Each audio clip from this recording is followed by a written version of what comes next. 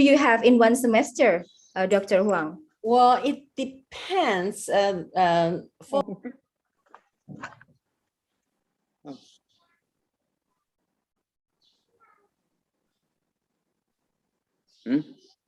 Hi, hello. Terdepak ya? Luar sebentar. Do you lost the connection? What The happened to the connection. connection? Iya, hilang ya. Halo, halo, Bapak Ibu. Mr. Huang yang hilang, Miss Huang yang hilang. Dr. Huang is missing. Ya, we'll wait. Missing. Nunggu daftar lagi ya. Nunggu apa masuk lagi. Mbak Dian, kelasnya anak-anak udah masuk belum? Aku cuma tinggal Zoom-nya di kamar. Udah ya? Belum, Bu. Saya juga mau izin, Bu. Oh iya, aku Zoom-nya aku on, tapi tadi belum mulai, jadi aku biarin dia di kamar. I'm so sorry, Bulan. Hi, Bumi. I think the meeting start 9 o'clock. Oh yeah, it's okay. We haven't started yet. Belum mulai kok, Bu. Masih ngobrol. Thank you. Yes. Any ceremonial session? Yes. Bu Lisa? Ya. Nanti MC-nya siapa ya, Mbak Riza ya? Bu Anisha. Oh, Bu Anisha. Selamat Prof Iman bertugas. jadi ngasih sambutan apa buatnya? Prof Iman kan? Perlu sambutan lagi nggak, Mbak? Ini. Prof Huang sudah join. Ya. Hai, Dr. Huang. Satunya sudah join. Saya izin nanti sebentar nguji ada ke koncret siji. Monggo Ibu. Yeah. Sorry. Hi. I accidentally exit. I thought we lost you. Oh, okay. I will make sure that I don't hit it again. It's okay. Okay. Oke. Jadi nanti sambutannya dari siapa aja, Mbak Anisha? BD1. Oh, BD1. BD1. So we'll be waiting for our Vice Dean because he's going to open this workshop. Okay. Oke, belum datang ya, Mbak ya? Good morning, Prof Huang. Yeah, good morning. I hope I'll see you soon. Yes. Profesornya Mbak Rizky Bulat. Oh, Sekolahnya di Taiwan, profesornya Mbak Rizky. Insyaallah. Wow. I already promised. Congratulations, Bu Kiki. Wow. So you'll be in Taiwan this year, Kiki. You'll be in Taiwan this year. Wow. Insyaallah, Bu. Great. Oh, Thank you so to Bu happy Lucy. hear that.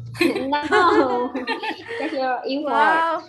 It's very happy. Yeah, I'm very happy because all of the young lecturers in our department, they're so eager to learn, to continue their education around the world. I see that there are some of them go to Malaysia, go to Taiwan, and maybe after this, go to other countries. So congratulations, guys. I was Thank you, amazed. Bulan.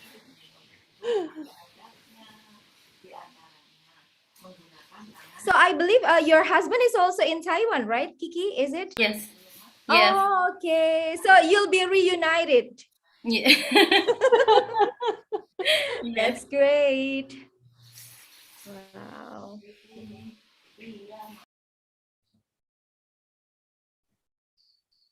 Yeah, I think we'll just wait for our Vice Dean, and then when he already opened this workshop, we will continue to our session, Dr. Huang. Is it okay for you? Yep. Okay. So what subjects are you teaching right now in the university? We are currently, of course, in the summer session, so I'm not teaching right now, but for the regular session for a professor, we are required to teach at least for 8 hours. So it means 3 subjects. Okay, so actually it is like summer vacation right now there. Yeah. Oh wow. Happy summer. Yeah, we'll be starting our class next I think it's next week or we'll be starting our class. Oh, in the end of the month. Yeah, we'll be starting our class in the end of the month. So it's not a summer holiday for us. I don't think anybody ever had summer holiday, is it? Nggak pernah ada yang libur ya? Yeah, actually we don't have summer holiday. Yeah. Also winter holiday, and we don't have also. Yeah, we don't have summer holiday. Yeah, that's Well, in a way we don't, but because we now stay home, so yeah, holiday at home. But the students are still graduating. We still need to monitor the progress. So we had, I just finished the evaluation of doctoral student. They have to make like progress report after they finish all their required courses. So we just had one session for 4 students. And they are getting ready for their qualifying exam next week. So okay. Yeah, I think it's true. We don't really have holidays.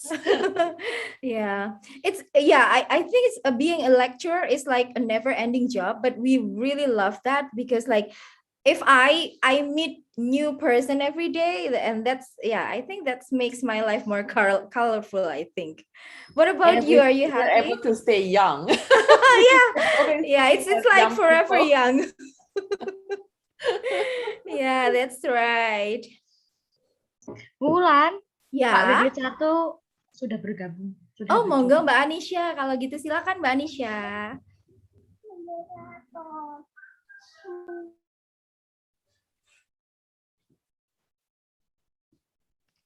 So how many people will be participating in this morning's workshop? Mbak Riza, berapa Mbak Riza pesertanya total? 40, is it? Yeah, it's about 40, I think. Baik Bapak Ibu, Assalamualaikum warahmatullahi wabarakatuh. Waalaikumsalam warahmatullahi wabarakatuh. Selamat pagi dan salam sejahtera untuk kita semua. Kepada yang terhormat Dr. Cipta Wardoyo selaku Dekan Fakultas Ekonomi Universitas Negeri Malang. Kepada yang terhormat Dr. Agus Hermawan selaku Wakil Dekan 1 Fakultas Ekonomi Universitas Negeri Malang. Kepada yang kami hormati Prof. Imam Muklis selaku Ketua Jurusan Ekonomi Pembangunan. Dan kepada yang kami hormati Task Force dan juga penanggung jawab kegiatan. Yang terhormat Ibu Dwi Wulandari selaku moderator pada kegiatan pada pagi hari ini. Dan it's pleasure to welcome Prof. Enji Huang, PhD from National Pingtung University of Science and Technology, Taiwan, as our speaker today. Dan tak lupa juga kepada seluruh peserta, Bapak Ibu dosen yang berbahagia. Alhamdulillahirrabbilalamin, puji syukur kita panjatkan kepada Allah Subhanahu wa Ta'ala karena taufik dan hidayahnya kita semua dapat berkumpul secara online pada pagi hari ini dalam acara workshop online dengan tema penguatan kurikulum matakuliah berbasis team-based learning. Salawat serta salam marilah kita aturkan pada junjungan kita Nabi Agung Muhammad SAW. Semoga kita semua mendapatkan syafaat dari beliau di yaumil akhir nanti. Amin. Bapak Ibu yang saya hormati, sebelum memasuki acara inti, terlebih dahulu izinkanlah saya selaku pembawa acara untuk membacakan susunan acara pada pagi hari ini. Acara yang pertama yaitu adalah pembukaan yang nantinya akan disampaikan oleh Bapak Wakil Dekan 1, Dr. Agus Hermawan. Kemudian acara yang kedua yaitu penyampaian materi yang akan disampaikan oleh Prof. Enji Huang PhD yang akan dimoderatori oleh Dr. Dwi Wulandari. Kemudian acara yang ketiga yaitu sesi FGD dan diskusi dan kemudian dilanjutkan penutup. Bapak Ibu yang kami hormati, sebelum memasuki acara yang pertama, marilah kita menyanyikan lagu kebangsaan kita, lagu Indonesia Raya secara bersama-sama.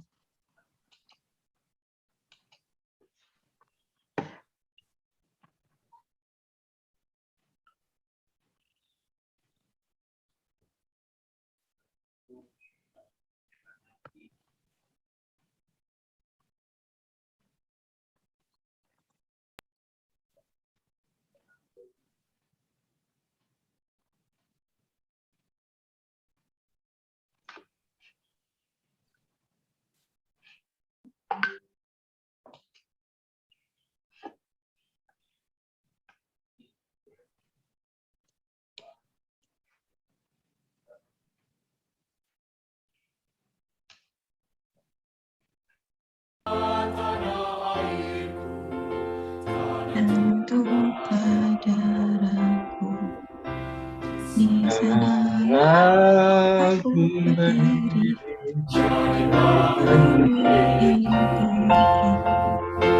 Indonesia bangsaku, bangsa yang tanah airku. Marilah kita bersatu, Indonesia bersatu. Di matakuliah negeriku, bangsaku, rakyatku semua. Negeriku, bangsaku, rakyatku semua. Bangunlah jiwanya, bangunlah untuk Indonesia Raya. Indonesia Raya merdeka, merdeka, tanahku negeriku yang tercinta. Indonesia Raya merdeka, merdeka, hiduplah Indonesia Raya. Indonesia Raya merdeka, merdeka, tanahku negeriku yang tercinta. Indonesia Raya merdeka, merdeka, hiduplah Indonesia Raya.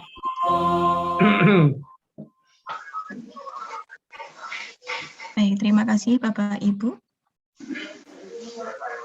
Acara yang selanjutnya yaitu sambutan dari Dekan Fakultas Ekonomi Universitas Negeri Malang yang pada pagi hari ini akan diwakili oleh Dr. Agus Hermawan selaku Wakil Dekan 1. Kepada Dr. Agus Hermawan, waktu dan tempat kami persilakan. Okay, thank you. Assalamualaikum warahmatullahi wabarakatuh. For audience and especially for Prof. Wen Chi Huang. I hope that my pronunciation is correct. Yes. From National Ping Chung University of Science and Technology, NPUST Taiwan. Welcome to Indonesia. I have heard before about this university. Some of your lecturers came to our university at State University of Malang. I hope that this is one of our continuing cooperation among our university. We are very glad that you come as a presenter or speaker here.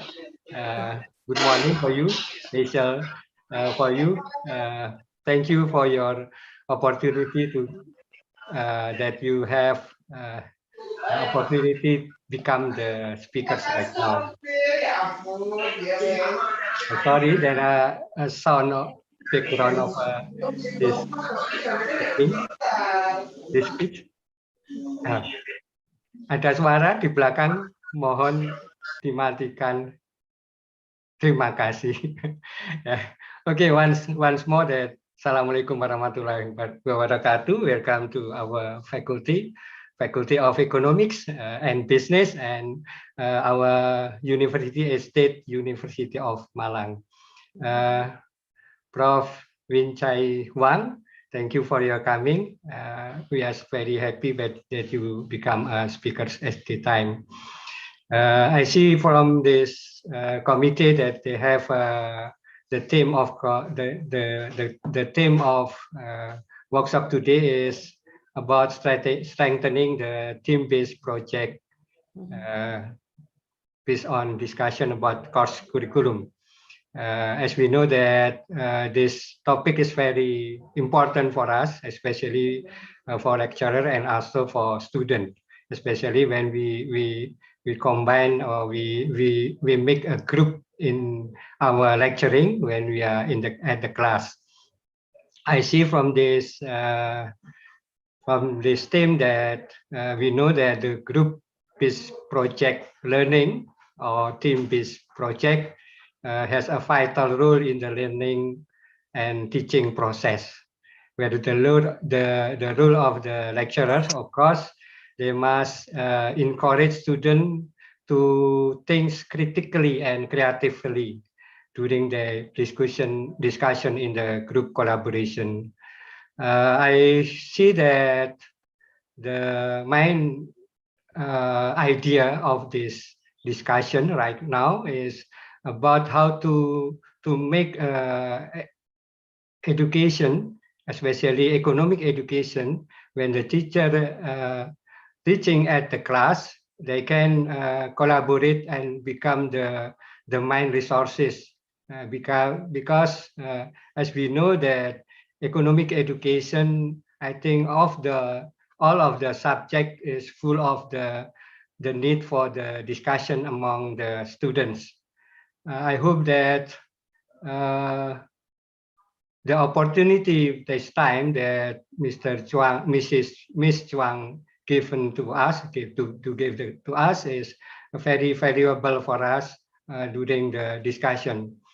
I think that the participant today is not just student, but also to the teacher or the lecturer. As we know that Taiwan, we know that Taiwan is one of the developed country that can contribute our thinking, our learning discussion about how to discuss about learning and teaching in the class. As a developed country, of course, the speaker or the source of this this discussion will provide good and the idea about how to make it better and better for us as a lecturer. I hope from this discussion, from this workshop, maybe just one day or today, I think 2 days, we can grab any 2 hari ya ini ya. I hope that we can learn something from the speakers. As a representative of the Dean, I am as a academic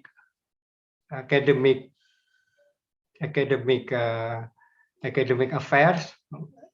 I hope that it will be valuable for us. By saying Bismillahirrahmanirrahim, officially I open this discussion. Have a nice discussion, and how I hope this will be contribution for develop our university, especially for the Department of Economic. Thank you, Miss Chuang, for your Miss Wang, for your coming. I hope that your contribution will be better for us. Thank you, and congratulations to all of the committee and also to the Department of Economics Education, especially as a sub-department. Thank you. And thank you also for Ibu Wulan. Ibu Wulan is the second time for you to become the moderator. I think that you will be guide this discussion better, I think. The yes, best thank for you us. very much. Thank you very much. Okay. Thank you, Bu Wulan, for your time. I think that you are very busy, especially for your daughter. Thank you. Thank you, Mbak Risa, and also Mbak Anissa, Pak Sunaryanto. I will open this occasion by applause. Thank you for your attention. Assalamualaikum warahmatullahi wabarakatuh. Waalaikumsalam warahmatullahi wabarakatuh. Terima kasih Dr. Agus Hermawan atas sambutan dan pembukaannya pada acara pagi hari ini. Nah, untuk selanjutnya sebelum memasuki acara yang selanjutnya, Bapak Ibu mohon untuk on cam atau dibuka kameranya untuk melakukan sesi foto bersama dahulu.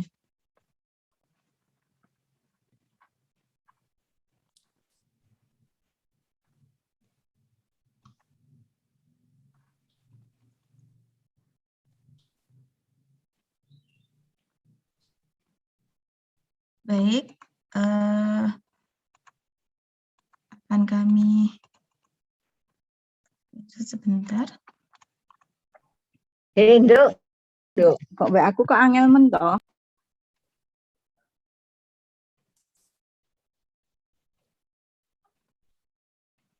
Di halaman selanjutnya.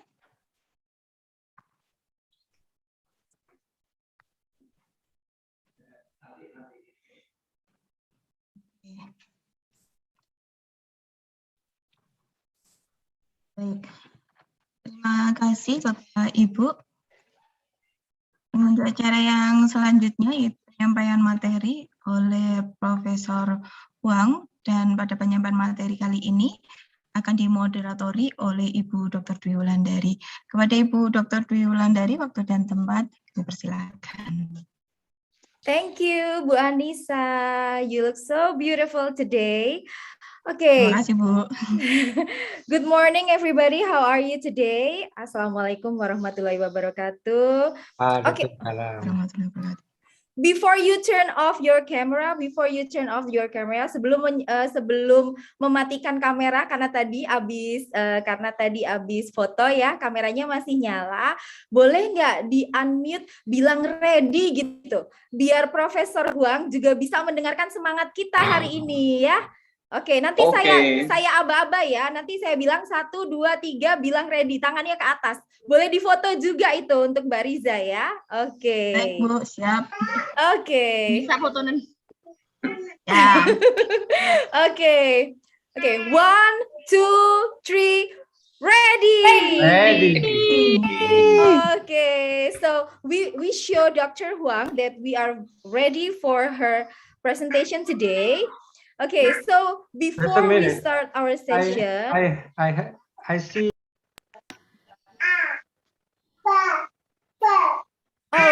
Yeah, you are unmute, Dr. Agus.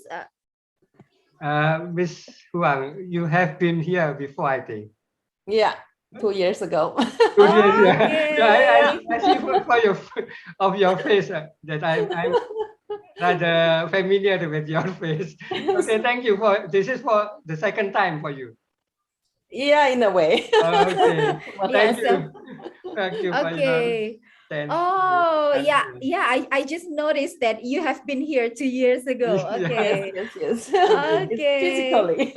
Physically, yeah. Yeah, thank you very much for your coming. Thank you very much for your coming, Dr. Huang. So today we're going to learn about how to build a team-based project.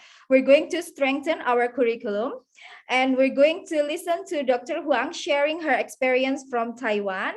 And along the way, you can also ask question, put it in your chat box. It doesn't always have to be in English, because if you write it in Bahasa, I will try to translate that. It's okay. And then you can also ask your question after the presentation. You can raise your hand, and I will announce you, and you can ask your question directly. So it's up to you. But if you have question in the chat box, I will say to Dr. Huang, Dr. Huang, we have some question, and Dr. Huang will answer the question. Yeah, in case sometimes we forget to ask. If we wait at the back of the presentation. Okay, so before we start our session, I would like to introduce our speaker for today's event, and she's an amazing person. Okay, so could you move the presentation a bit? Okay. Yeah, maybe like the first slide. Boleh digerakkan ke slide yang pertama nggak? Karena di sini udah slide agak tengah di aku ya. Okay. So today we will have workshop on strengthening team-based project, learning curriculum, and its experience from Taiwan. We will be with Professor Wen-Chi Huang, PhD, from Department of Agri-Business Management, International Master's Program in Agri-Business Management, National Ping Tung University of Science and Technology. Okay, I will try to read her experience because she has an amazing experience. She finished a bachelor degree in National Taiwan University, Taiwan, and also her master and PhD from the Pennsylvania State University, USA. Her current position right now is professor in Department of Agri-Business Management. And she is also in International Master's Degree Program in Agri-Business Management, NPUST. Also a board member, Rural Economic Society, Taiwan. And also Council of the Leaders, Asian Partnership for Rural Human Resource Development in Rural Asia. Next slide, please. And she has so many experiences. Chief AACSB Accreditation Office, College of Management, NPUST. Director, Office of Career Development, NPUST. Chair, Asian Partnership for Rural Human Resource Development in Rural Asia. Women's Representative at Large, Asian Partnership for Rural Human Resource Development in Rural Asia. Senior Board Member, Taiwan Agricultural Education Association. Wow. So how long have you been teaching, Professor Huang? No, that's a secret. That's a secret, yeah. Okay. Wow. So this is very amazing because could you guess how many years I've been teaching? 10. No, I've been teaching for 16 years. Well, it's a little bit more than yours. So. Yeah, it's a little bit more than me. Okay, thank you very much for coming today. And I hope we have a wonderful session. And I think all of the people in this Zoom meeting are eager to participate. So I think you can start your presentation right now. And if there are any questions in the chat box, I will ask you directly. And if there's none, we will go to the question and answer at the end of the presentation. Is that okay for you? Yeah. Yeah. Okay. Thank you very much. You can start, Dr. Huang. Okay.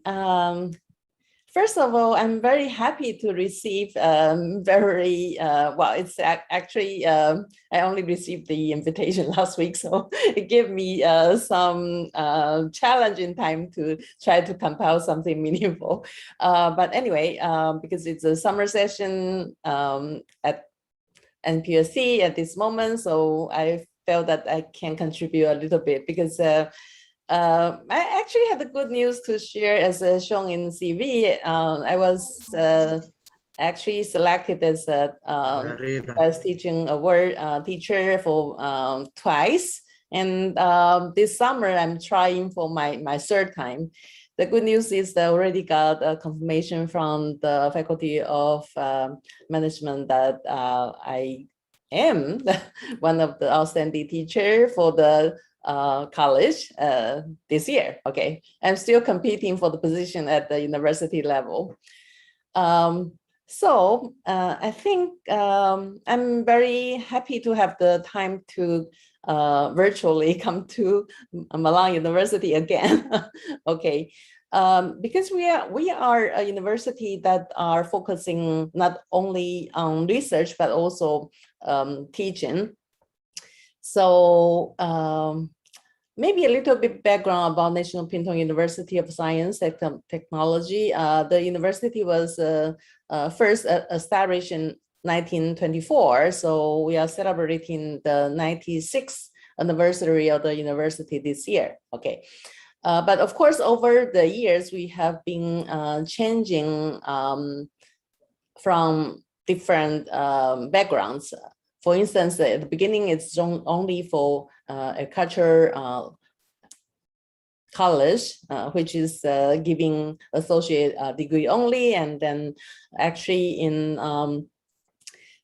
1975, we started a program on agriculture economics, which is the first management-related curriculum in the college during that time, because it's a technical university at the beginning, focusing on only in agriculture. Okay, so actually the progress of the Department of Agri-Business Management, we can see that we started to have more and more program added to the current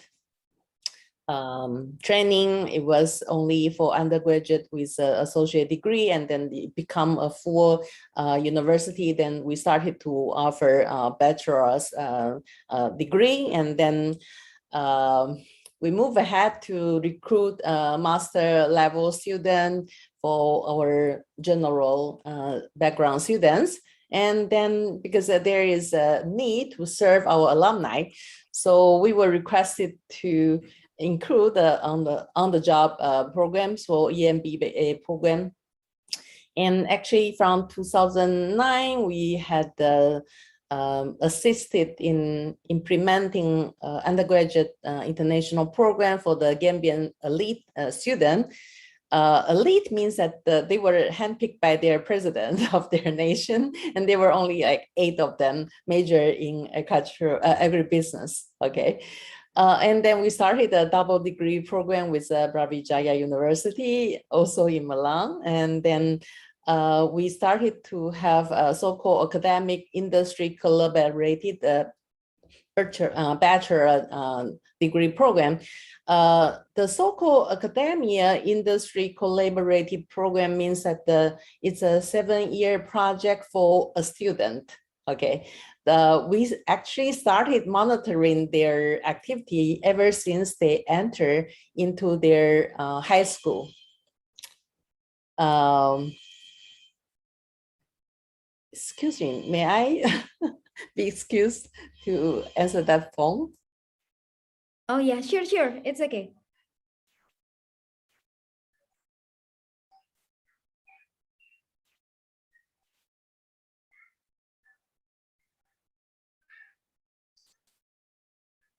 Ini yang screen share Mbak Anisha ya?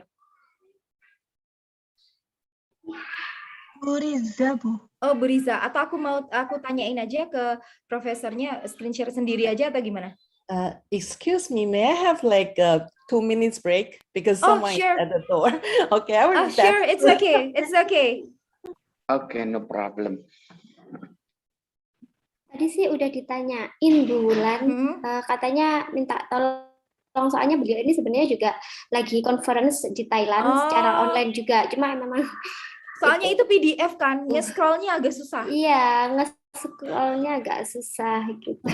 Okay. Dan memang mendadak banget. Nggak ada yang versi ini nggak? Versi apa PPT? Yang baru versi... tadi pagi kayaknya itu juga jadi, baru dikirimkan tadi pagi juga. Ya mungkin bisa di-convert. Iya, siap-siap. Jadi ngekliknya itu loh, dari tadi scrollnya kan susah. Bapak Ibu kalau ada yang mau nanya nanti langsung di chat aja, jadi saya bisa bacain daripada kelupaan gitu ya. Tapi kalau ada yang mau nanyanya di belakang, nanya langsung raise hand aja nanti di ini ya.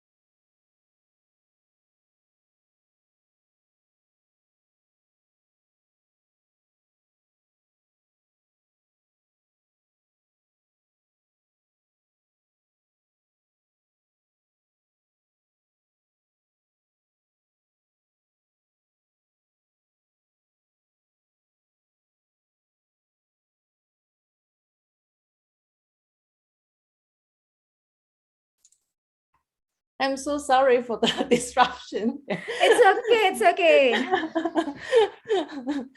Okay. Okay. Sorry. So I will start it again from talking about the background of the university. So then after the Gambian projects, because it's a 4-year project, they continue to enter into master levels, either in Taiwan or in other countries. So it was an interesting activity. For the academic industry collaboration project, as I mentioned, it's actually intended for us to keep an eye on the high school level students. So when they are first year in high school, we already know about them. So during their high school time, they will work with a company to do their internship in between their classes. And then after their 3 years of high school education, we interview them, we recruit them into our undergraduate program. But during the time, they were still working with the same company. So what we collaborated with actually is a seed company. So they actually invested 7 years for the same set of students. So what we do is actually that during the summer and the winter break, they were work for the company, and then in the regular semester, they come back to our program. So the company has to agree that they will retain at least 1/3 of the student after they finish their undergraduate program. So it was a very unusual way, because this actually lead to what I want to talk about, because that's an expectation of college education. So they believe that the professor are hiding behind these walls too long, and we are not sure what's happening in the real field. So in this academic industry collaborative project, they require the participation of the professors and the high school teachers and businesses. So during their 4 year at our university, we actually need to visit them whenever they have their internship with the company. We were joining their projects to make sure that what we offer is in line with what they want in the business. Okay, so we start. It's actually the starting point for us to thinking that from a pilot project to have the funding support from the Ministry of Education to do this. Because when we started doing this collaborative project, our regular undergraduate program is still ongoing. So we actually get feedback from the regular student that how come the other set of the student can go for internships and they get to have so much practical experiences while still in their program. So that kind of forces us to reconsider structuring our curriculum, so that in the past we have like internship for undergraduate students, it's only for like 1 month. And we got the complaint from the companies that 1 month is hardly enough. They just get to know what's going on in the field and then they're gone. So we kind of extended into like 2 months so that the whole summer they can be working with the same company. But then company said, but we are not sure that summer is a time of the year that we need them.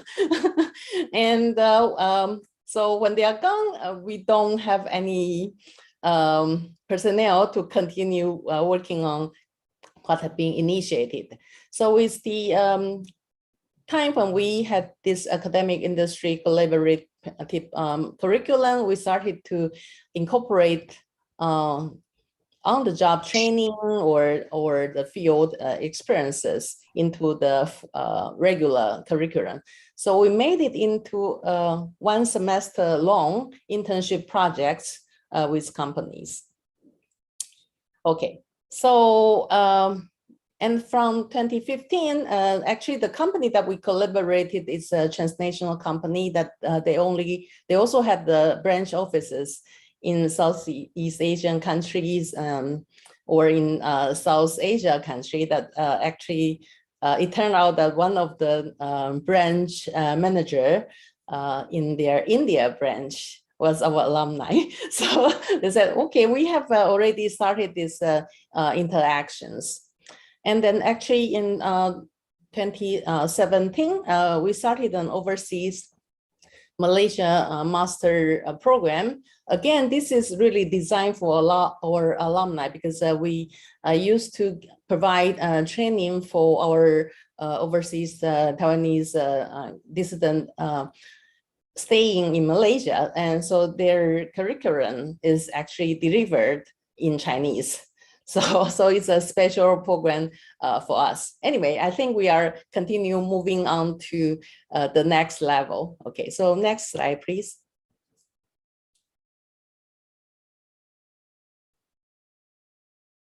Okay, so so this is what we do. So after so many years in the field, I think we can happily say that we are be able to cultivate practitioner in the agribusiness related fields.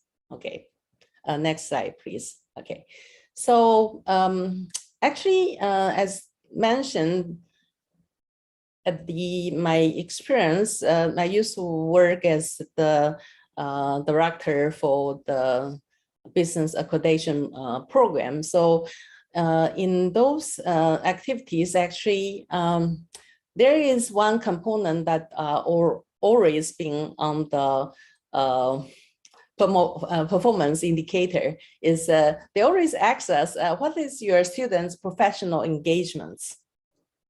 So to answer this one, of course, from the background of the department's development, we can see that we gradually taking into the needs for professional when they are on the job or for the business they already started, and they wanted to make sure that their personnel can have a good solid background, not only in the theory, but also the ability to work in the practical field.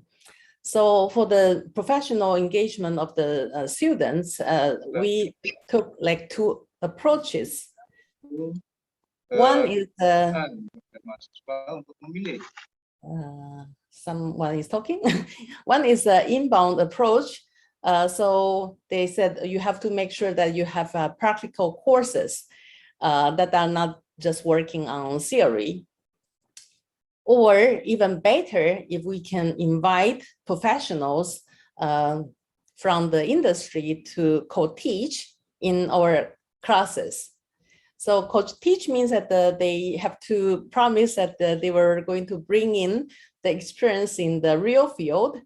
And by talking to our student or working with our student for projects, eventually they will be happily receiving our students to work as interns in their companies, or even better, after graduation, they can recruit our students. So we want our students to be more familiar with the professionals from our industry. So I cannot say for everyone else, but for agribusinesses, our focal point is on three components. The first component is that the agriculture used to be considered as a backward industry, okay? But we do have exciting agribusinesses being developed from family farms. Okay, they are small scale, but they are working together as teams, okay? So we have production marketing groups. We have agriculture cooperatives. We have farmers organization or associations. These are the first component on the targeted business operations. The second component that the department actually taken focal point on is about marketing and trade, because when we do agriculture extension works, that's the first thing we asked by the farmers. They said, I know how to cultivate, I know how to produce, and very proud of my product, but can you tell us how to sell it? Okay, so apparently marketing is still the weak point for the any farms. Okay, so the last component is actually emerged during the 1990s, that the farms are considered as not simply a primary production site.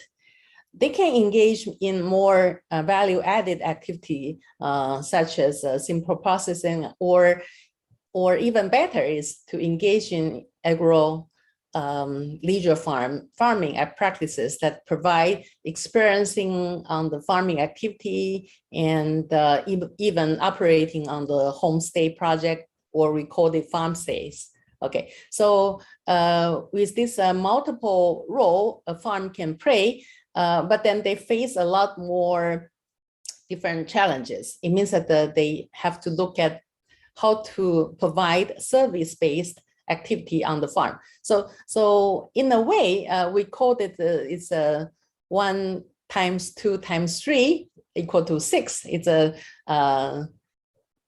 6th level of activity that they need to engage on the farm. Okay, so all this activity become our selection of the collaborated industry that they can provide us opportunity for our students learning on what's happening in the real fields. So for the outbound approaches is like field trips, internship, focus research project, faculty supervised overseas studies. All these activity are outbound approaches. Normally in the classrooms, because if you are just teaching what I think traditional role for teacher is that we set up a map, and they have to step in it. They have to follow exactly the order, and the professors are leaders in the classroom, but is also the only person who speaks. Okay, but the thing is that we also learned it when we were doing higher education, that learning by doing is very much key to let the student aware of what's happening in the real field. And using only one sense or two, by looking, by listening, is not very good way. So we have to give them all senses. So that's why hands-on is important.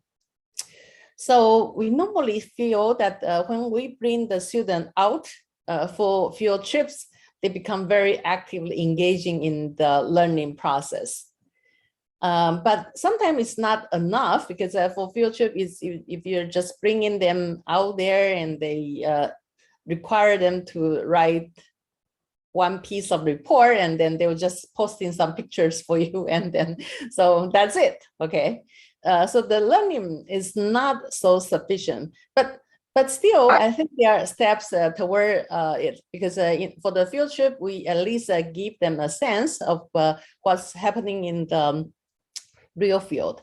So even in our course design, we have special consideration in the curriculum, because why? Because field trips for professors, actually, if you don't give sufficient incentive, professors said it's too cumbersome. Why? Because taking the student outside is dangerous,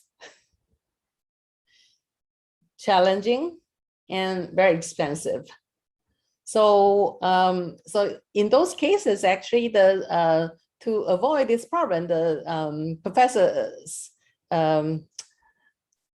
performance indicator, one of the indicators is actually whether you incorporate field trips in the curriculum or not. So So in the course design, we actually need to say, you know, if you mention that this is a practical course, then they one of the key indicators is that to arrange field trips, to arrange co-teaching with professionals in the industry. So these become a mandatory component for the designing of the classes. Okay, and the internship become a must because everyone started doing it. We started for a summer internship and then turn into a semester-long internship. We still retain the summer internship as an elective course because then we can send the student off for overseas study because we cannot make overseas study as mandatory. It's way too expensive. So it will have to be sponsored projects so that they can do it. I'm not sure if it's also the same case in Malang, but I have to say that when we receive in students from the agriculture vocational high schools, because most of the students coming from the rural area, so they tend to be more conservative. They tend to have less confidence in their ability to do international mobility. So even if they are actually very qualified, they still feel that they are a lack of confidence alone. Okay, so I think this is a time when we started to thinking how to make the learning process complementary to the existing experience that they have and or their skills. Okay, so one of the good news is that for MPST, we started to receive in foreign students since 1997, even though it's really contained in only the international college, but in my classes, I supervise a lot of foreign students. So at the beginning, what I'm thinking is that can I make use of those resources?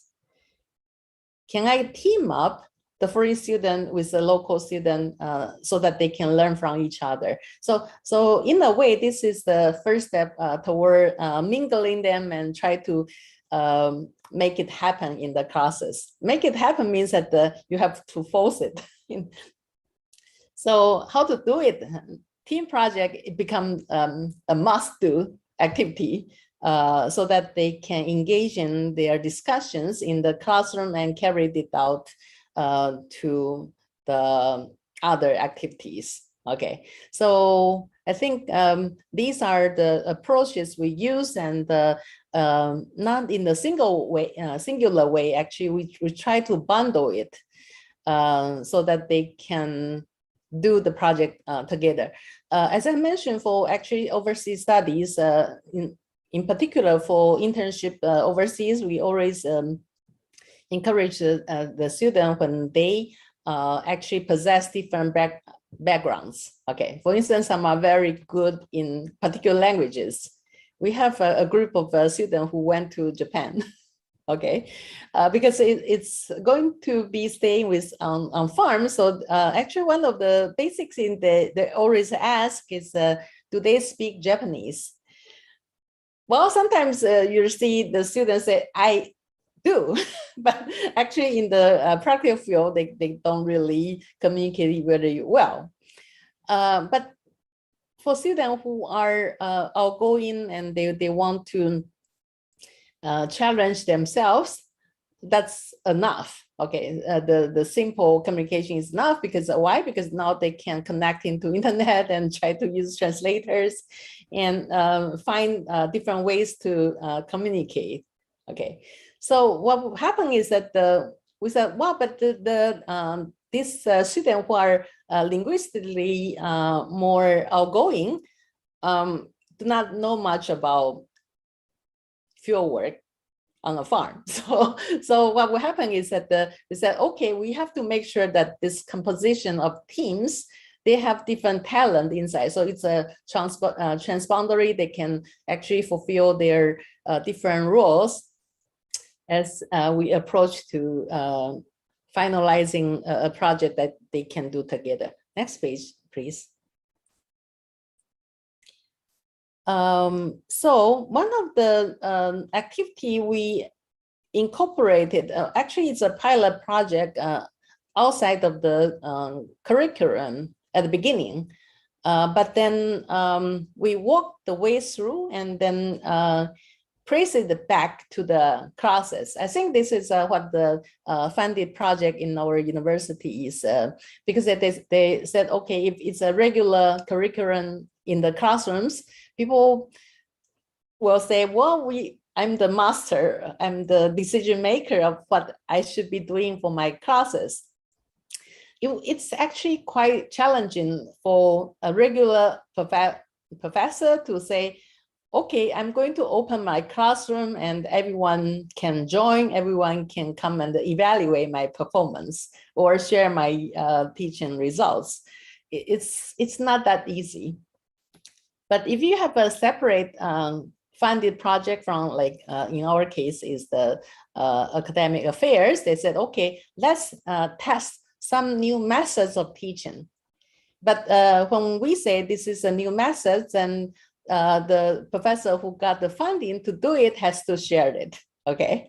So they have an interesting component that needed to be considered is that, okay, bring in students outside to the outside the classroom is very important.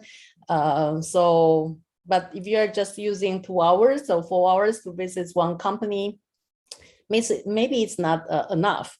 So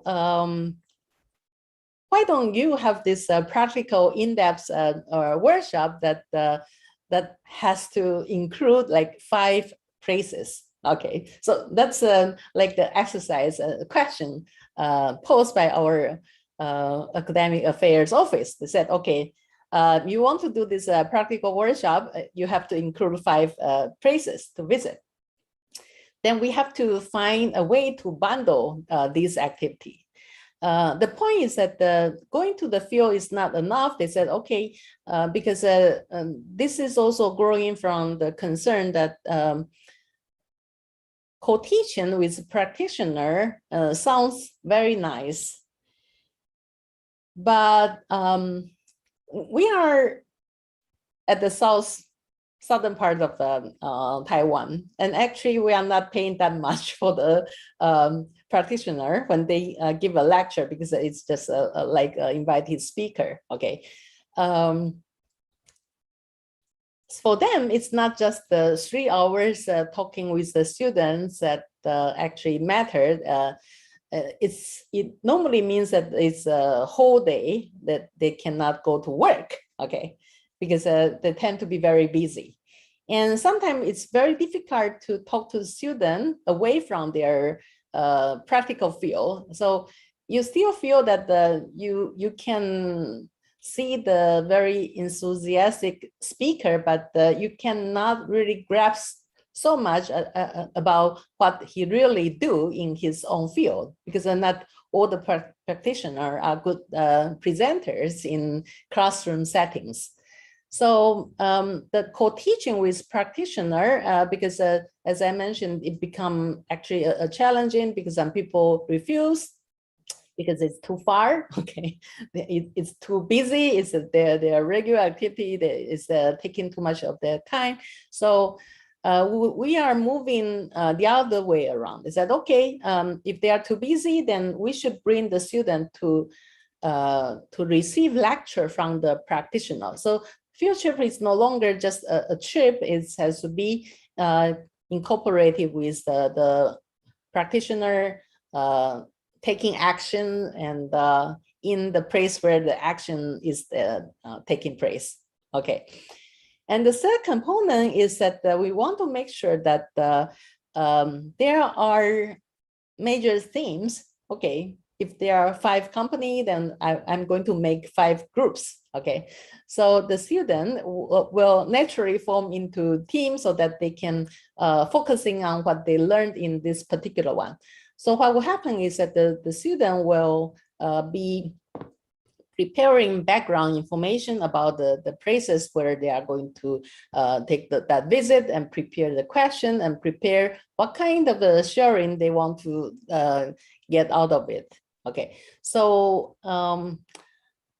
I also designed this activity to make sure that the student, they have to work together under time pressure, meaning that when they are completely immersed in these company settings, we want to make sure that they prepare ahead of time, but on-site, when they get this extra, information that required, then they have to like work overnight to finish their report. Okay,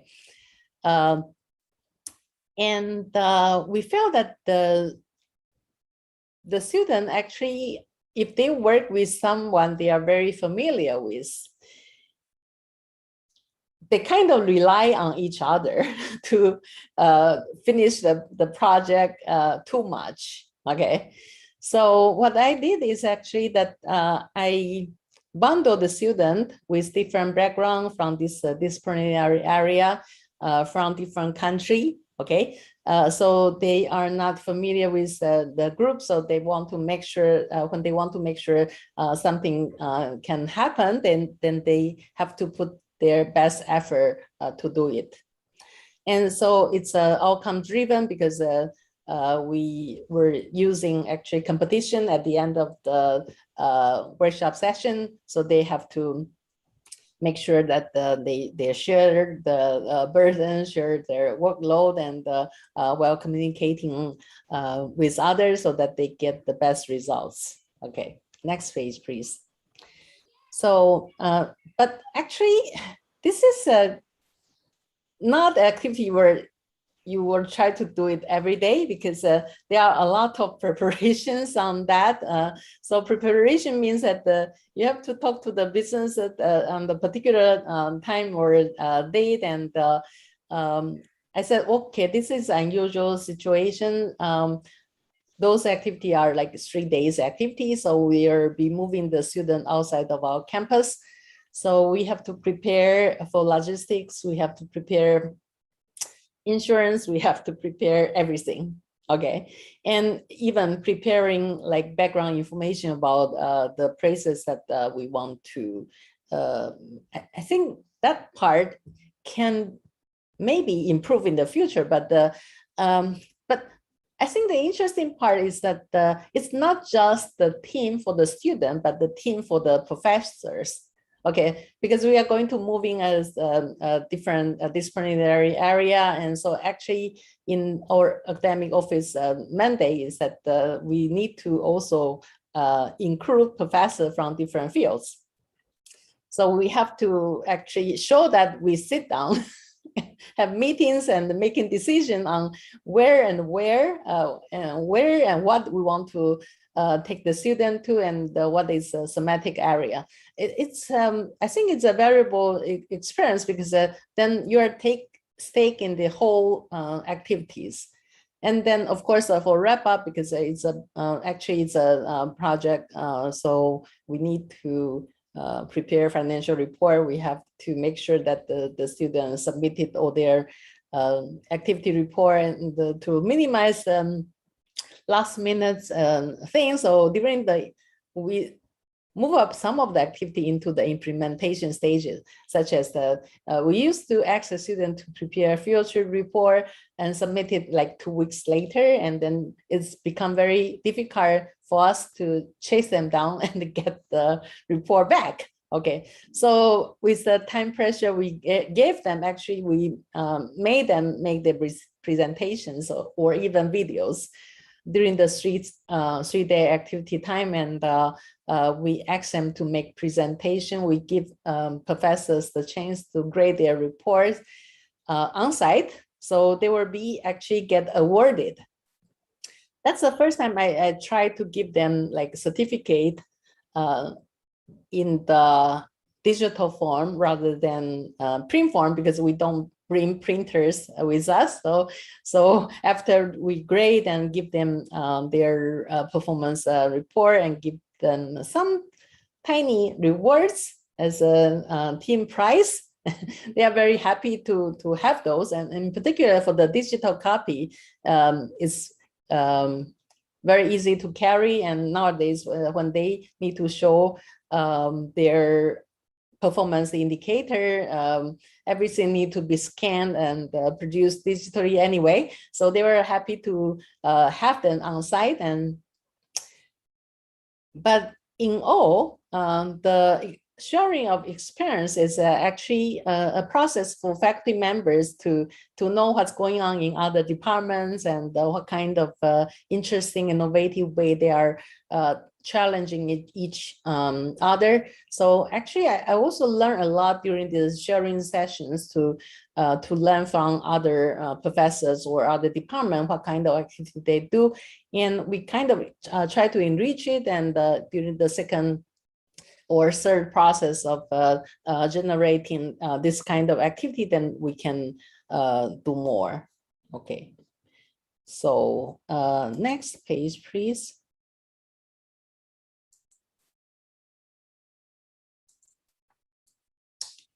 Yeah, so this is more detail. So maybe let me just maybe read it out. During the preparation stage. So our faculty team need to meet and discuss complementarity of practical workshop to existing course offering, or they can also volunteer to offer what they have learned in their other courses, and then we pulled it out from that part. And we have to make a decision on examples like, okay, I'm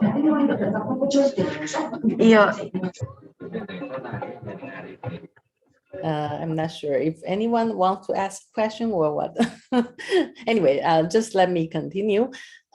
So for instance, we said, okay, if it's going to be open to others, maybe we can also open it to students from our sister university, or for the very short-term exchange program. We learned it actually from the other experience that we had with Kasesa University in Thailand. Okay, they always have this agri-business workshop, field trip workshop activity for their master level student. They are for the on-the-job students. So they want to immerse them during, actually before graduation, they have to attend this activity. Okay, so because they are implementing it, they also invited us to join in. So actually we started to bring students to meet up with Kasesa University to join their activity in that way. And so when we started to look at this workshop design, I also used the experience we had with them. So actually what happened is that we said, okay, we send invitation letters for our sister university and said, okay, we are going to have a slot of like this case, 5 companies, so a sort of 5 students plus 1 faculty member to accompany them, so that we can jointly implement in this practical workshops. So so always keep this activity in mind when we do it. And second thing is that because in this particular case, I'm affiliated with the international college, and it will have a lot of international students. So how to bundle the foreign student with local students? So we said, okay, I'm going to use this workshop not only to learn what's happening in the real field, I also want the student to enhance their communication skills. So the reason to bundle the 20 students with foreign students is sometimes our local students are reluctant to speak English. Okay. Even if they can, they try not to. So, but if you started to forcing them with the foreign student, and the point is that the final reporting will be done in English. Okay, then our local student can be the facilitator, because the practitioner, that we visited are not necessarily fluent in presentation in English, so they have to be the student. They can both be facilitator for the other part. So they need to find information in Chinese, which is what the Taiwanese student is good at. And then they were using some translation methods or guided by professors, and then make sure that when they communicate, the final product can be presentable in English. Okay, so in the case that when we are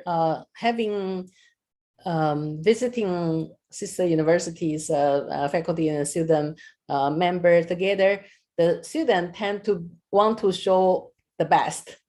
Okay, they are very accommodative. Okay, I remember one time we were visiting in the other town, and it so happened that in the student participate in the activity, there are 3 students coming from that town. Okay, they said, well, Professor, you know, we have a night market in this city, and it should be fun for foreign students who are first timer into that town. Okay, I said, but you are working on your team project, right? Are you sure you still have time to go to the night market? Said, don't worry, Professor, you don't need to accompany us. We can arrange the activity. So actually, they actually put the student and visiting faculty into different teams. I mean, different batches that they write the note in Chinese and said, if you got lost while visiting this night market, please show this to the taxi driver or whoever is around. But anyway, they arranged transportation there to bring them to the site, and safely brought them back to the hotel. Okay, anyway, so it was, I get very good, feedback from the visiting student and the faculty member for the very efficient and very organized activity that the student is able to organize for them, even though it's outside of our workshop activities. And so the learning for me is that we have to have confidence in students, and we sometimes need to, have our hands free, so that we are not really hold them too tightly. They are actually mature students. They are not like primary school kids. So we should give more confidence on the way about how they handle things. Okay, so this is, but of course, the preparation stages is that the project initiator, the case for me is I have to be the one who write invitation letters and tell them the detail of what we want to do, and then we have to arrange for like receiving and send off activities. Logistical arrangement, I'm very happy that I have a good assistant that can help me with calling hotels and making good deals and things like that. Okay, and actually, because we are giving a lot of challenges for the students who participate in the program. So the pre-departure announcement or preparations, like travel advisory, what to bring, those activities. I'm very happy that because when we do this, we say, okay, we have been organizing international visits and receiving training program participants from over the world in the past, and so it's not that difficult. Okay, but we started to engage in student assistant that also they need to take part and doing this preparation, and to make sure they know that it's really painstaking process to actually go through is this. The second, next page, please. Okay, for the implementation, is I want to say something more about the team formations. All my students are very aware that, in particular in my graduate level or courses, I always do team learnings in my classes, because with this, they really spend more time together preparing their course material than simply give them a lecture. So it is always to mix students from different backgrounds and the seniority. So if I have doctoral student and undergraduate student and master level student all together, I want to make sure that each team, they have these people in there. We actually have quite a few Indonesian students, so we will make sure the Indonesian student will be separated into different groups. So we have to make sure that for each group there is a Taiwanese student, there is an Indonesian student, and then the third and the above will be from a mixture of different countries. So we did have a student from West Africa, we have a student from US, we have a student from Europe. So it's really interesting way to make sure that they all mingled. Okay. So the second one is because the workshop is implemented in Taiwan, so actually it is still necessary for the students who are familiar with the local language to be in the team. Sometimes we don't have that many Taiwanese students participating, but we do have some foreign students who are very good at the local languages already. For instance, a Malaysian student is very fluent in Chinese anyway, so that's not an issue at all. But some foreign students, when they are very much interested in the local languages, they normally master it very well.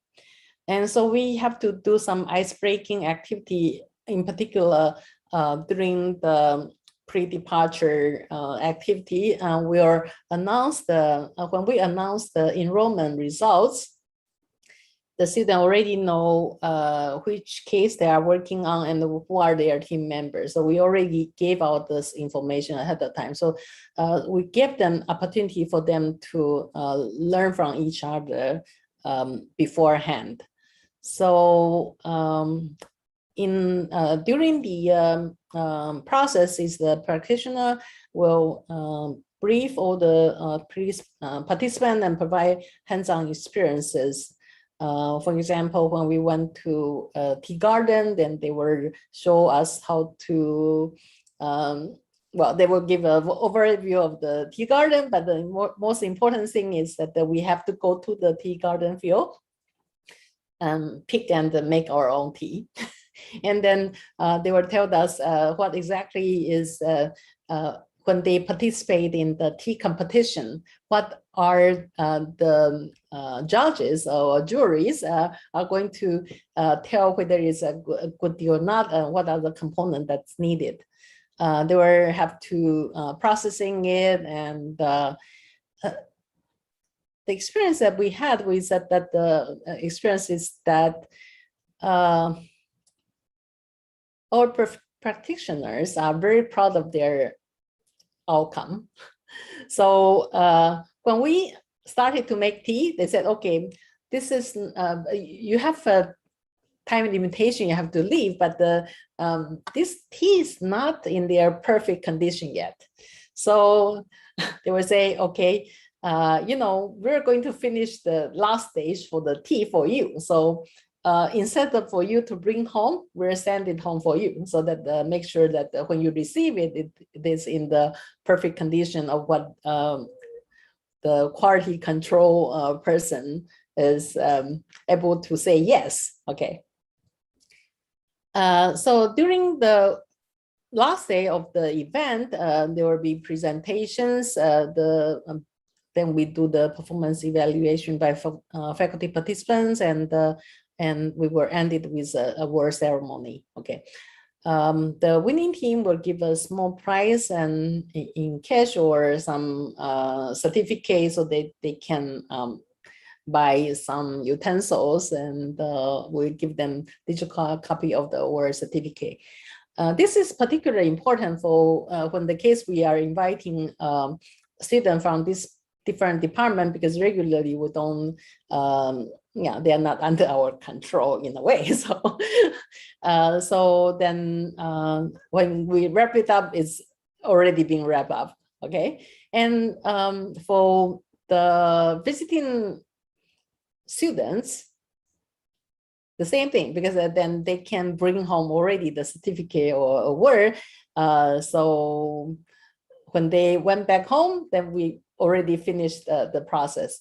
But normally the thing is that our interaction normally don't just end it there. I can see that a lot of students continue on, because they are their comrade now, because they have to work on the bus, and they have to work in the hotels for a very late night completion of the presentation materials. So they become really good friends.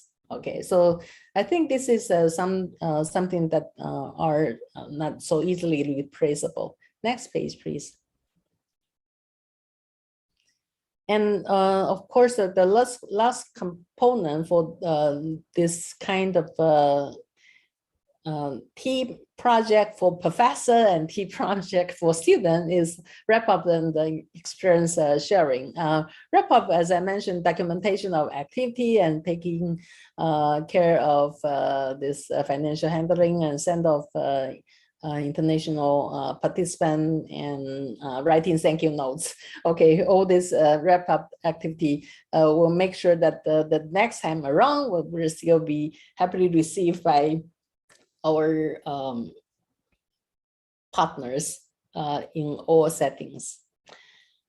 And the last part about experience sharing is that it becomes one of the faculty growth activity, because I'm not sure the case of in Malang University, but as I mentioned, MPUC used to be a cultural college, and so every department is very focused. So the plant people don't talk to the animal people, okay? The forestry people don't talk to civil engineering people, okay? So we are basically very strong in its own settings. It's a professional university, but actually education is what we do, but we don't earn it as professionals into a teaching position.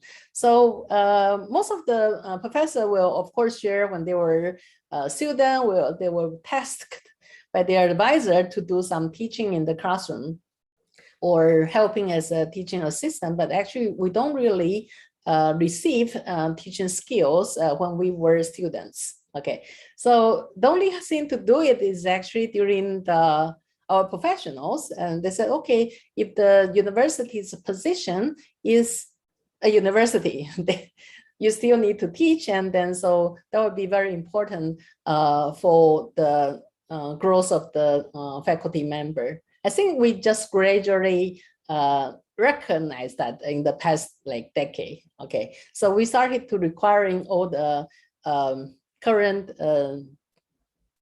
teacher to receive at least 4 hours of teaching related training courses every semester. Okay, and it goes into the promotion, it goes to the evaluation for renewal of our contract, and then people will take it seriously. The thing is that if you don't have a sufficient teaching training hours recorded, then you have to make it up. Okay, so I think with that mandate, people be forced to listen to other professors sharing their teaching experiences. And in this case, because it's a competitive project, prepared by the Academic Affairs Office. So they want us to share our how we do, and hopefully there will be more and more professors taking in innovative ways to handling their curriculum or in the classroom settings. So I think the next stage is actually using this kind of experience into the classrooms so that it's become part of the process rather than a pilot project sponsored by the university. And I think at this stage, I would also like to share that it used to be the case that the only way for professors to get promoted is to have publication. But I think it has been recognized that if the university's role is not just to produce publications, and we want to be connecting with a collaborated industry, if we want to have impacts in the practical field, having papers published only on research-related topics is not enough. In particular, when we do, like most cases in the engineering fields, the professors are doing project with the industry, but they will be bounded by the trade secret. So the engagement result cannot be shared. Okay, so in those cases, how do you write into a scientific paper and got published? They said, okay, it can be a technical report, it can be a patent, it can be in other format. And for management school, similar thing. Some of our faculty member is a consultant for company, but then they were also bounded by the fact that they cannot release the secret of the company, so it cannot be written as a paper for journal publications. So we started to, we means that the Taiwanese government, the Ministry of Education are also stepping in and say, okay, we should make sure that universities are giving or open up different options for professors to be promoted. So they said, okay, for instance, a university are supposed to be also teaching, okay? So can we use the teaching cases as a way to get promoted?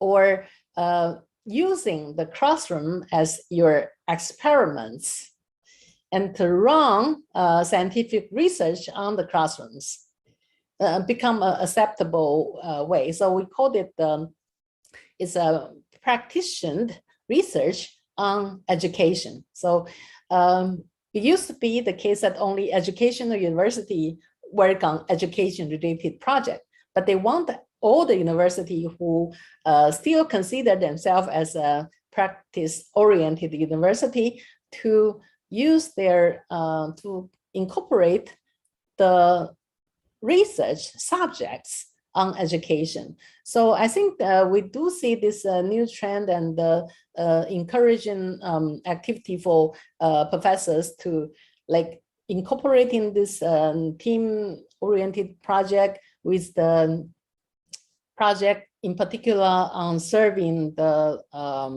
community, okay? So I even see that even for agribusiness management, we are the one and only university that adhere to that name. But I did observe that for many business schools, actually they started to including in their management curriculum on helping agribusiness in their community, in the local field, and bring the student to come up with project to help the agribusiness to develop.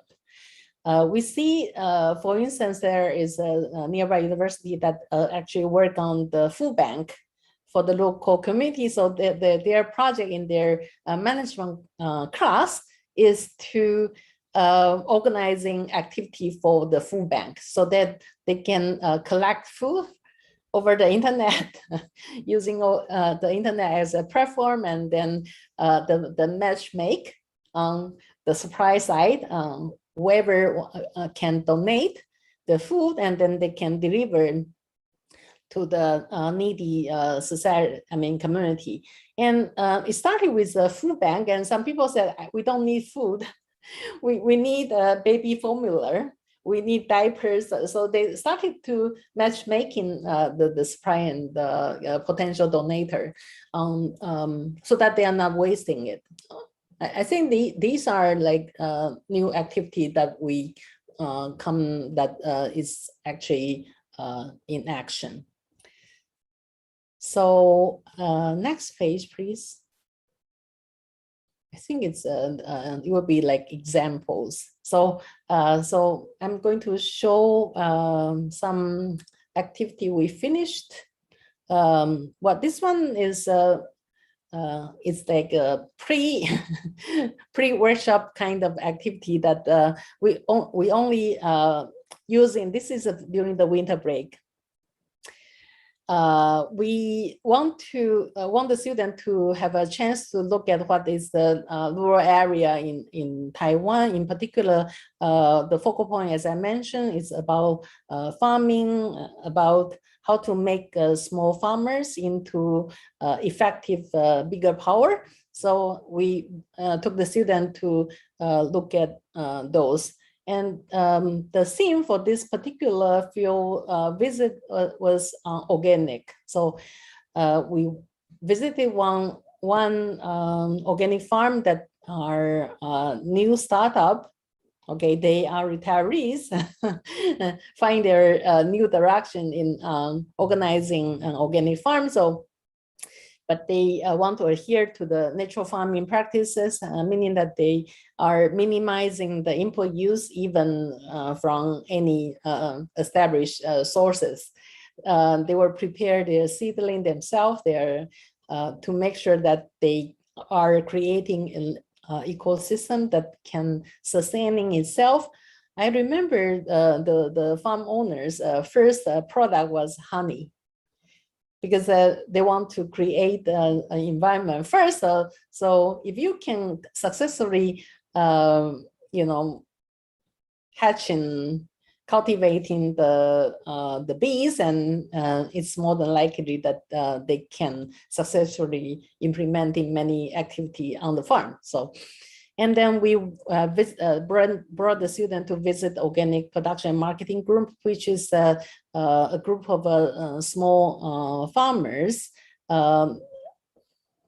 It's like cooperative, but it's less formal. So they will be supervised by cooperatives or farmers associations.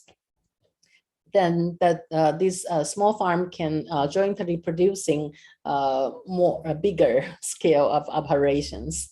And we also brought them to an Agri-Business, which is a food company that actually help developing the local industry. What happened is that they also felt that the problem for the other smallholder entrepreneur is that even if they have a good product, they don't have the channel. So we have this local food company that regularly make assessment of the entrepreneurs that are using local ingredient to come up with a new product. They were test rounded on their the retailing point, and to see if it can attract a sufficient market for it. So we have these examples. And also digital farms, in this particular case, is actually it's for shellfish. So the student actually get to go to the small pond to gather the shellfish from the pond, and that's their dinner. Okay, so because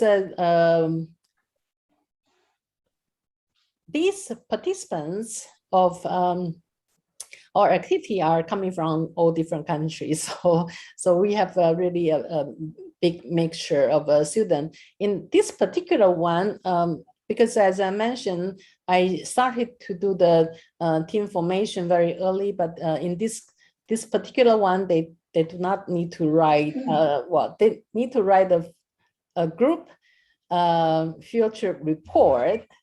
Okay, and then they need to share with me their role in the whole write-ups. But they did not have to make presentation. So this is like before the university has this special project. We already did it internally through our own budget to do it. Okay. Next page, please. And this one is the first time we implemented the practical oriented workshops. And this particular one, the focal point, not just on organic, because the department actually initiated a smart agriculture curriculum, because the government has this 5+2, meaning that there are 7 important flagship industry for the future that will move us into a new direction for the nation. Okay, and out of that, there is one component called new agriculture.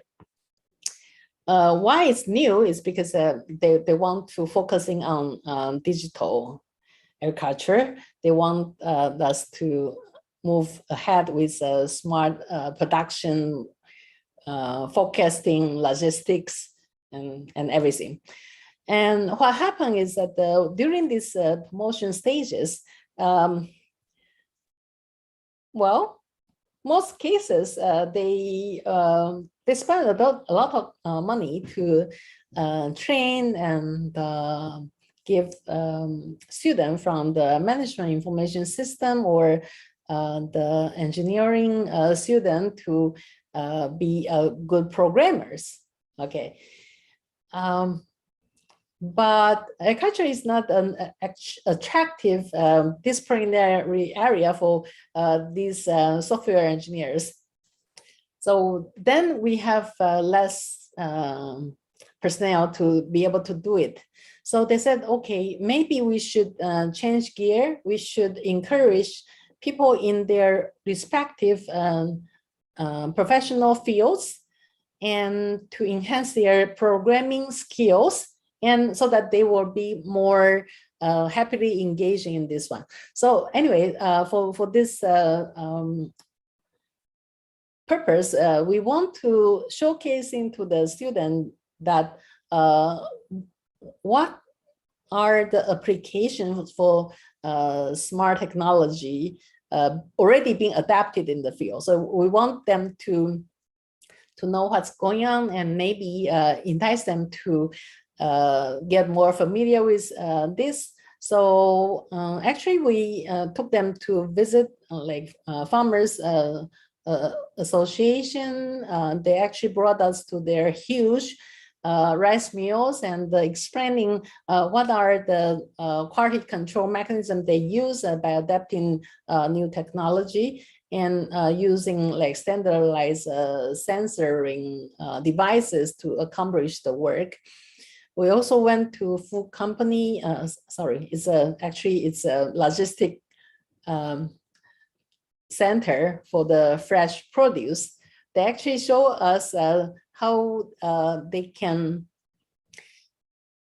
finish cooking the sweet corn within 4 hours after harvesting, so that the freshness is sealed.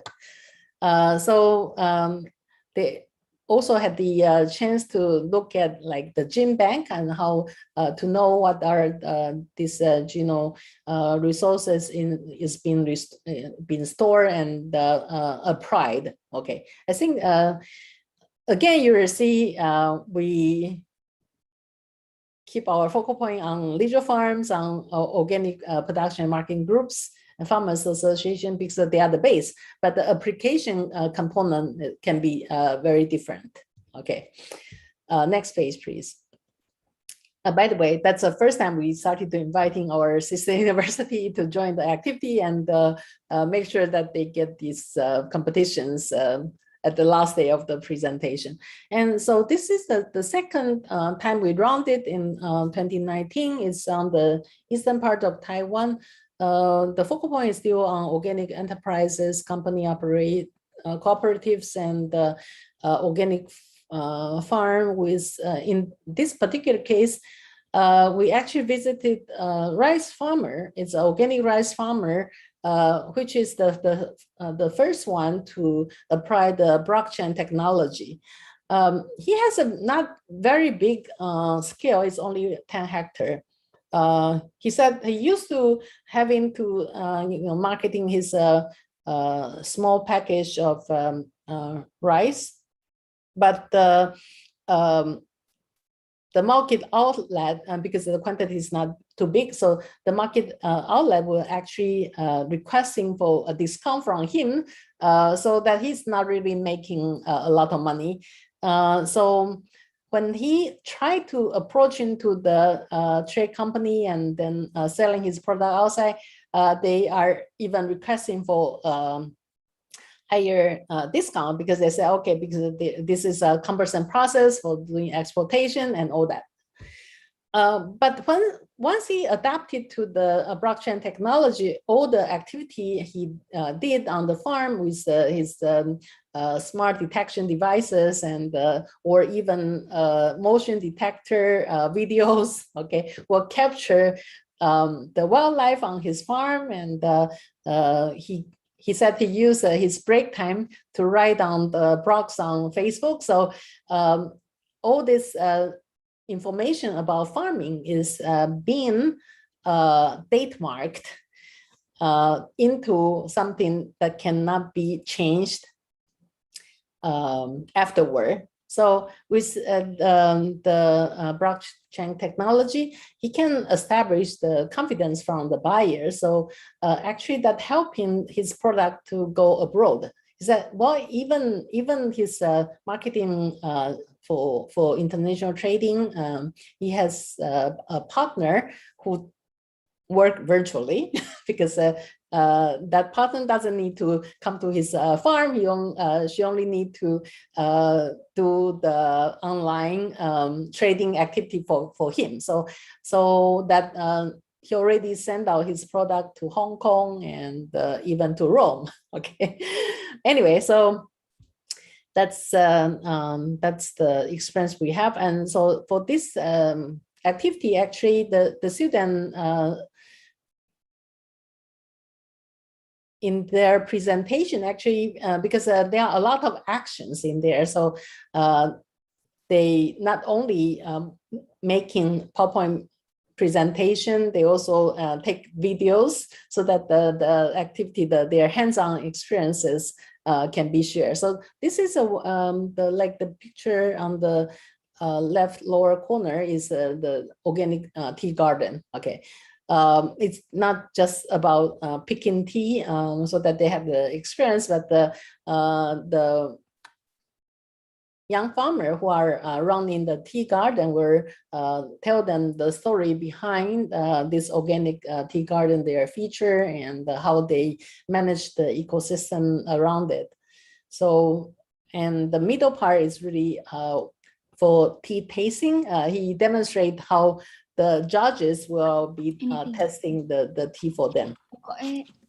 Okay, I think these are, if you need more information, I can talk more, but I think this is the end of this one. Okay, so I think I can run a quick summary. Okay, for internal assessment is that the higher education, we need to take a proactive way forward.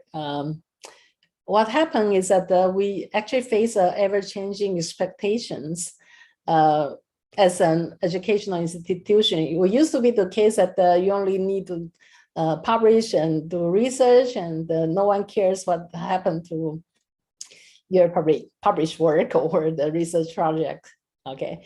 But nowadays, they want you to take responsibility. You have to show that you are engaging with the local community, which we have been doing for quite some time. But finally find that it can be a performance indicator, because it used to be the case that the extension professor like us, we need to do extension work and we know we have to do it. So we have been kind of doing it for a long time. Okay, but nowadays the finally said this is actually important. So we started to come back and say, yeah, that's what we do. And so it should not be just the extension activity. That extension activity should have a student engaged. Previously, professors do extensions, students are just participants in the classrooms.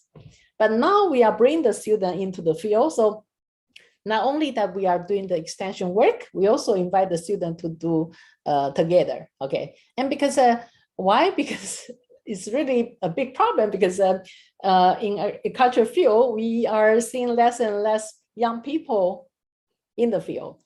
But we also know from the previous studies in recent years that for anyone who are new to farming, they are either do organic or do smart.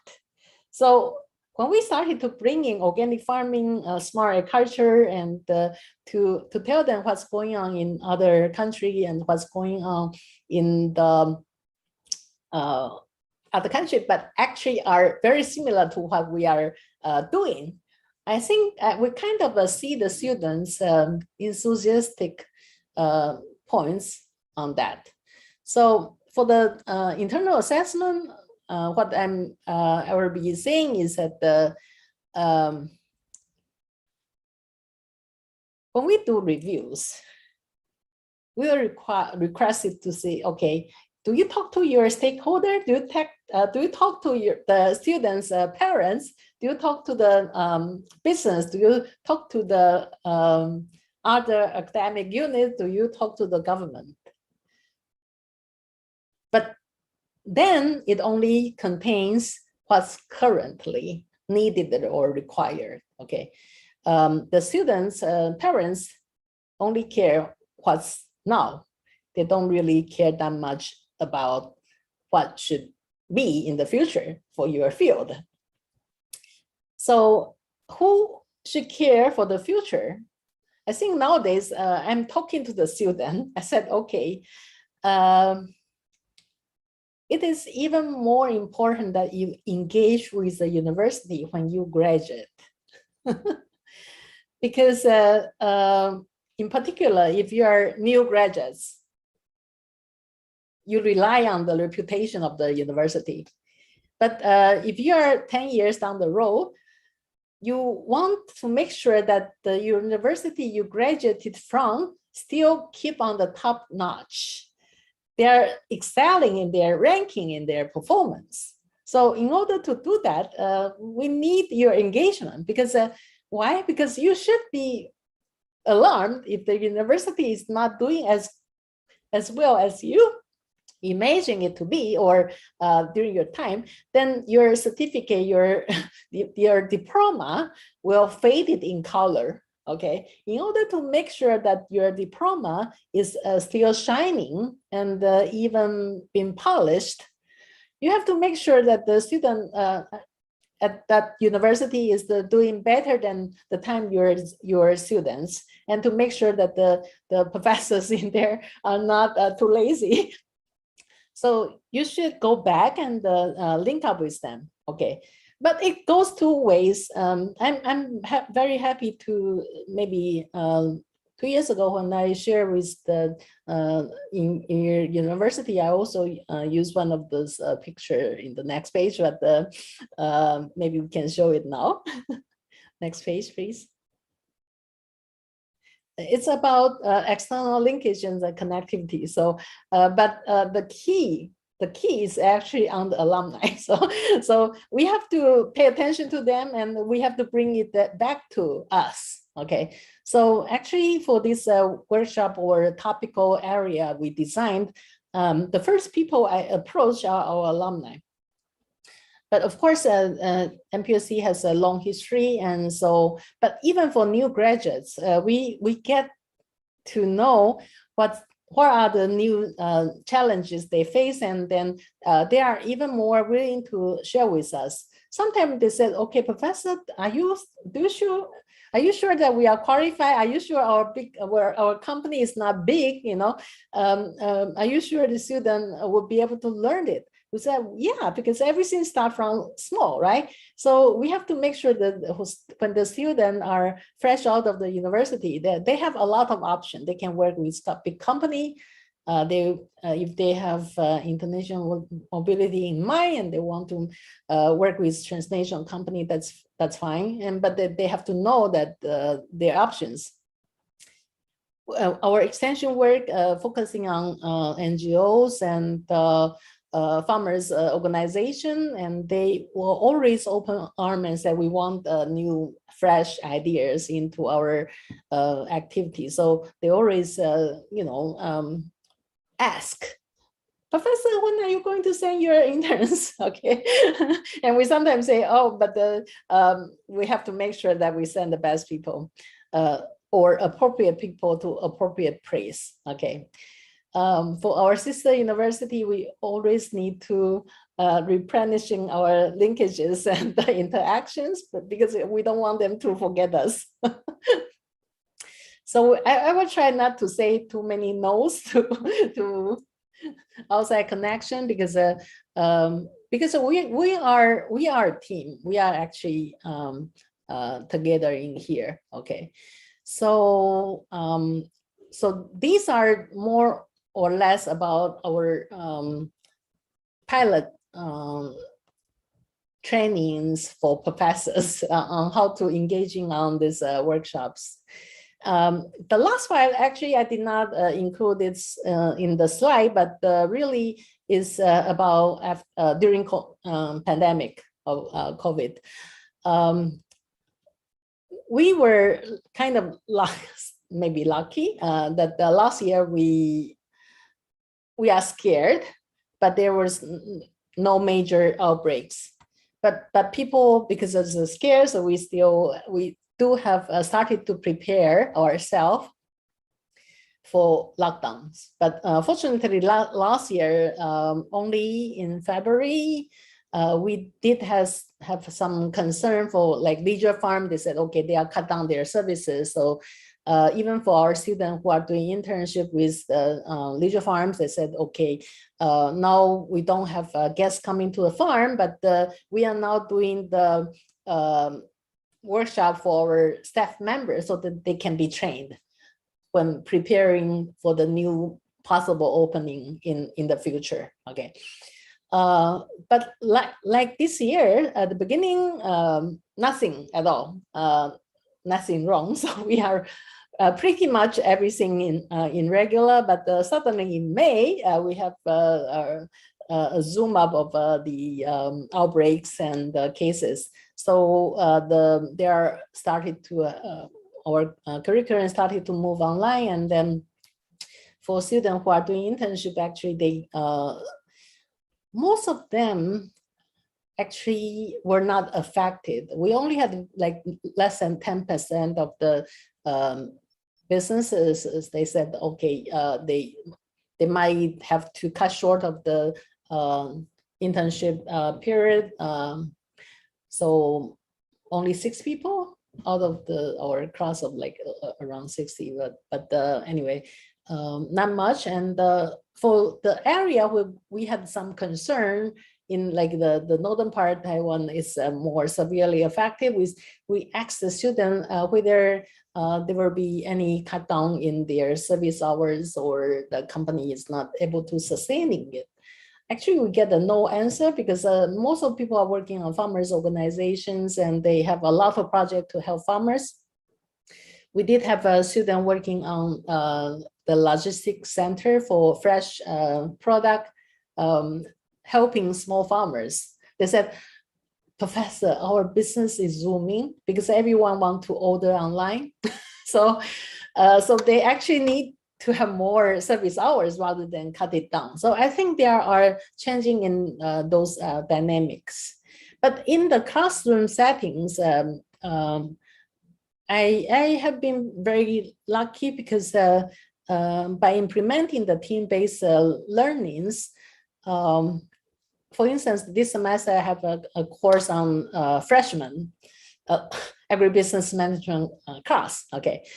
To be honest, I think teaching freshmen is the most challenging time, because during their high school time, their teacher are designing everything for them, because they have to prepare for exams. So they, for getting into university. So they are like a very high pinch on everything. But the student never design their own activity. They only lesson, they only implement. So the most challenging part really is for the freshman year, when they suddenly become free. We don't have their mentor will not check on them every day from like 8 to 5. Okay, we said, okay, if you like to come to class, come. If you don't, then you have to know what you're up to. But professor will not be calling them and try to know where they are. Okay, so they are pretty much free.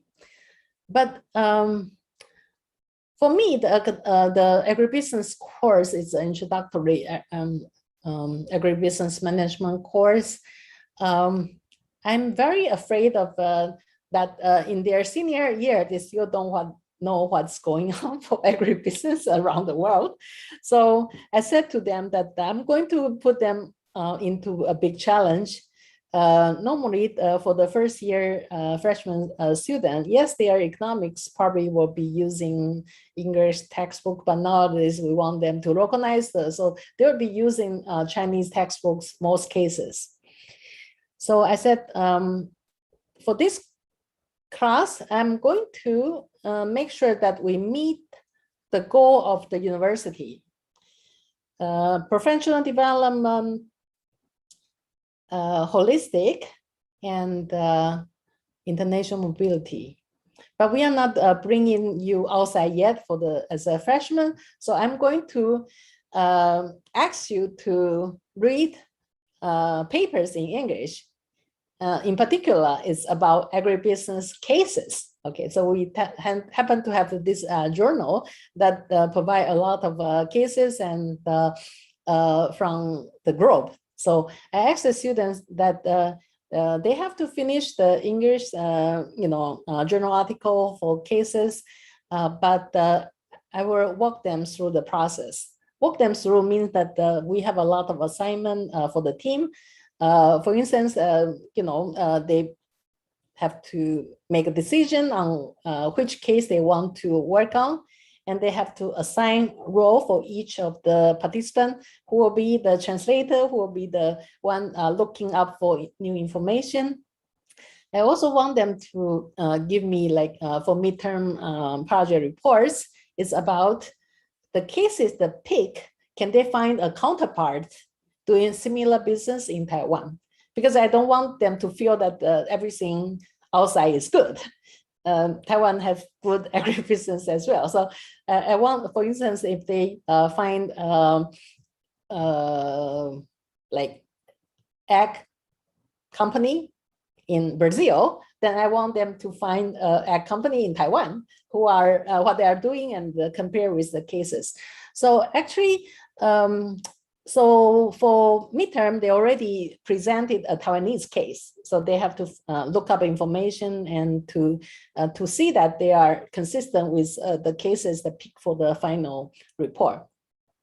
So in this way, actually, I'm using the peer pressure from their colleagues to make sure that they are following the steps in preparing the final presentations.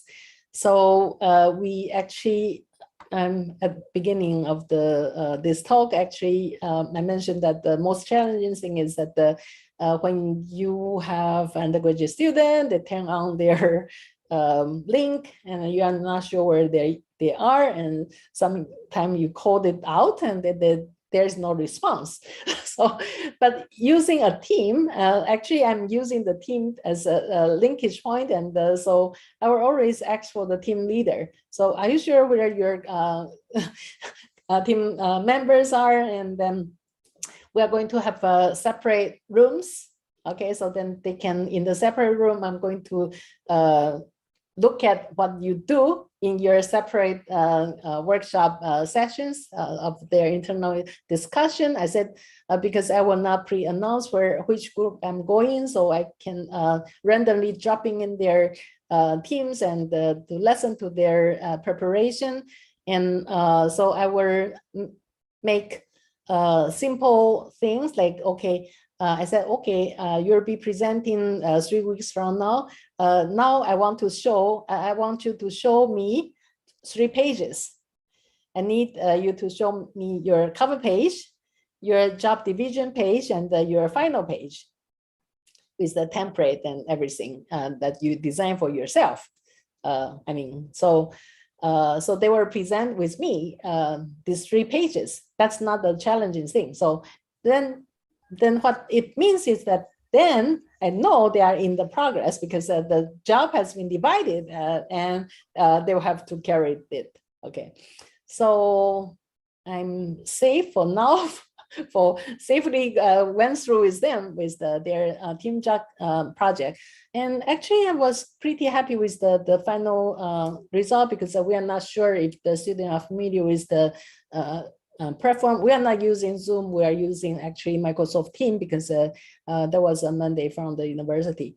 But anyway, we prepare the student to be familiar with the system. So I think this ended well, actually.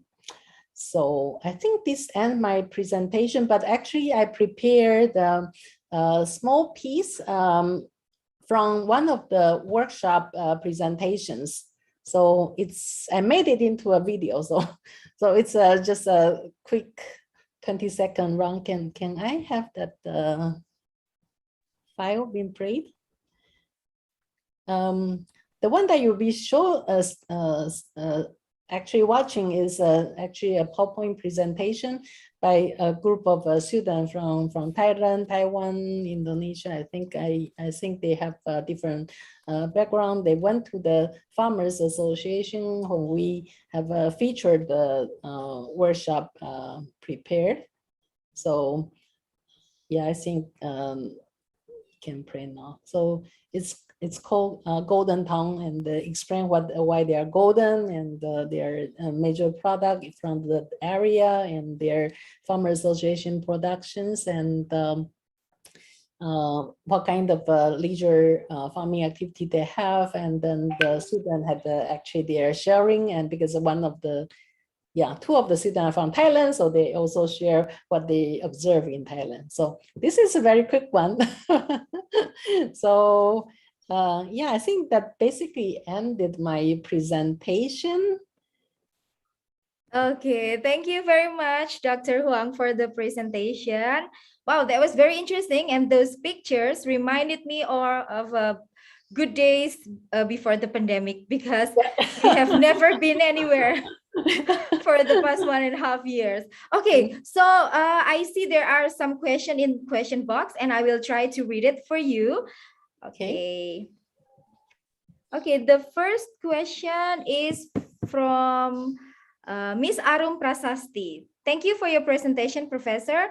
I would like to ask one question that probably seems to be general, but I would like to know.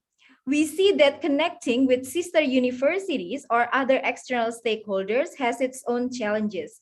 For your institution, what would be the difficulties and how to overcome those challenges? Okay, I think sister university is a little bit different from my other domain, because the other domain is like typically in Taiwan. So we do extension activity, we have established long links.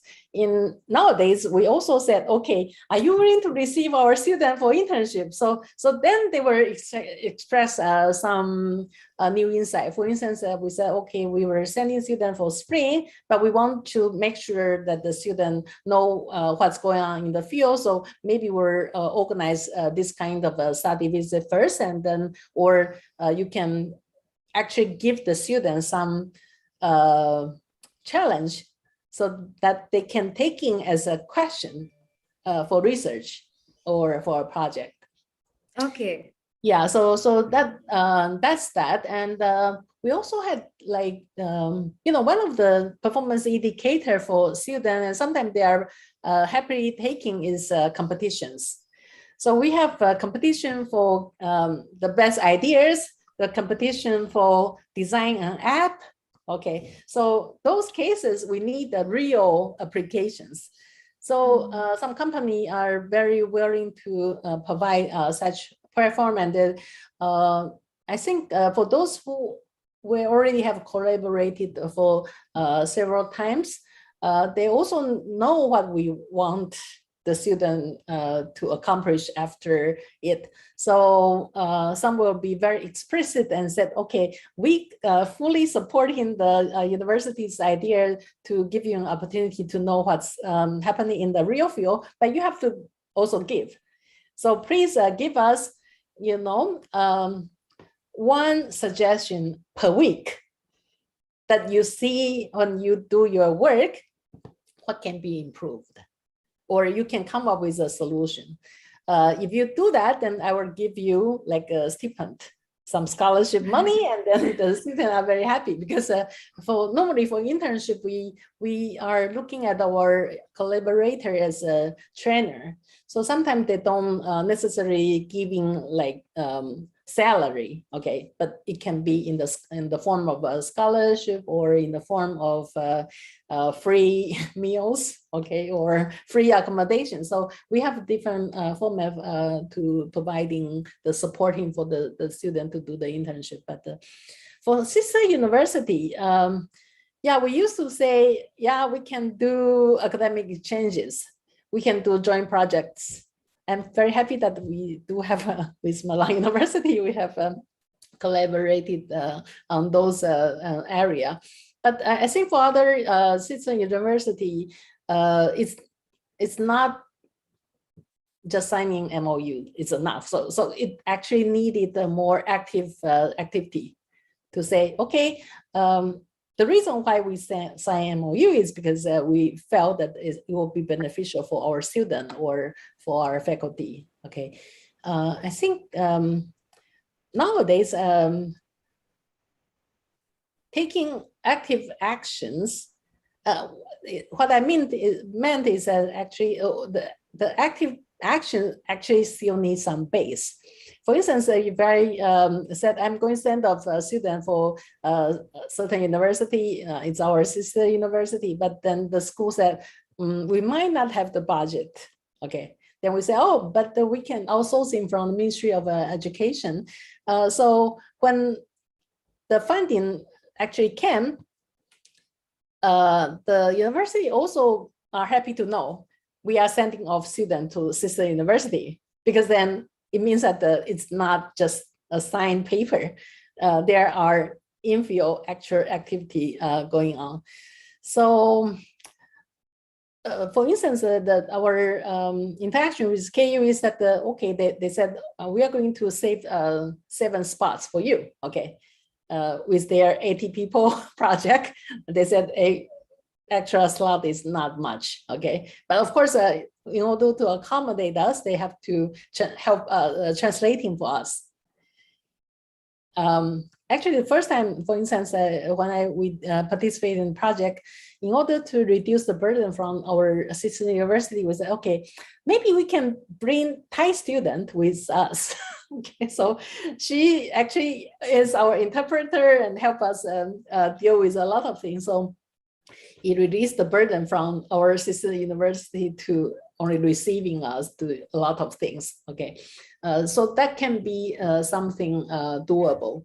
So we said, okay, but how did we get initiated? Actually, it's really through a minute of the meeting. So nowadays, I always use the minute of our meeting when we first signed as attachment to the university and said, okay, the reason why we are sending students for their exchange activity is based on the 2009 signed minute of the meeting of the two departments that it's in line with this activity. Then normally the school will say yes, because they also want us to re-establish the relationship. So different sister universities actually have different activities that are more or less in line with their major thrust. For instance, we actually have the College of Management, the College of International Affairs as like workshops for undergraduate students. So they want our sister university to send students to compete. Okay, so we sometimes will also help announcing it to make sure that the message gets crossed. And sorry for that's for the physical meeting. I think for online activity, we started to doing it since last summer. I'm not keeping too much attention on what are the current activity for this summer, but I did see that they have announced it.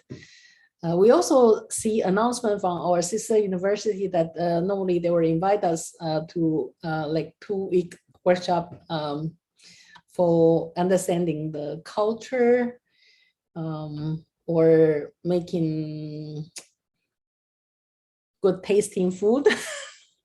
I think I remember sending up my student to Thailand to join their activity. The morning session is for Thai language. The afternoon session is for Thai dance and boxing. And then for field trip, going to agri-businesses. So I think we are just hoping that this physical meeting can still, available for participation for our student in the future. Yeah, we hope that, yeah, online is good, but I think for student, online is not enough. For professors, online is because we already know the place that we all already know the professors. We wanted to have in-depth communication or connection again. But I think the first time around, it's better to be a physical event so that they get to not just to see, but they want to touch this person or talk back or whatever. So I think this is my maybe first reaction to the question. Okay, thank you, Dr. Huang. I hope it helps to answer your question, Ms. Arumi. Well, actually, it's been an interesting session, but this is Friday and we have like our prayer time. So I will wrap up the question. Maybe this is the last question. Yeah, okay. Because the men should go to the mosque for praying. Yes, yes. Okay, we have a question from Bapak Agus Hermawan. Based on your experience, what are the challenges and obstacles during the teaching of project based in terms of lecture and student views? Is there any problems with cohesiveness of group? And I will also read the question from Ms. Aulia Azardina. So how to get the group work done more effectively, and how to change the mindset or design the case, and what kind of mindset needed to provide a good case. Yeah, I think that will be our last question for today's session. Yeah, I think grouping is challenging. So actually the three cases I discussed about, there is no undergraduate student. They are all graduate students. So I think I started by not challenging myself too much because I have to be very honest that the graduate students are more motivated. They really want to know, in particular for foreign students coming to Taiwan, they want to make sure that they are fully immersed in Taiwanese setting and try to grasp as much as possible. And so I see the very energetic, enthusiastic learning motivation from them. So for that part, even though I kind of forced them and said, okay, I'm going to mix it up to make sure that you don't know each other when you get started. And so, but this is my target, my expectation. So normally they always perform, they actually outperform my expectations. So that part I never had really a big problem with that. For undergraduate student, actually, for instance, for that freshman, there's no one from outside, so they are all classmates, and it's not the first semester anymore. So when we asked for team formation, I said, okay, I need a team of 6 people. Okay, so yes, there are a few cases that said, okay, professor, I only get 5. Okay, and so there will be some longer said, I have no team. I said, okay, but they have 1 slot available. Are you willing to join them? If not, you can, even though I kind of hesitated, I said, if you really cannot work with others, maybe you should not work with others. You can be 1-person team, okay? But I also will try to convince them. But consider this, I'm not going to give you a smaller project. The project will be equally the same, okay, regardless of the number of people. You really want to do a 1 person to finish the 6 persons work?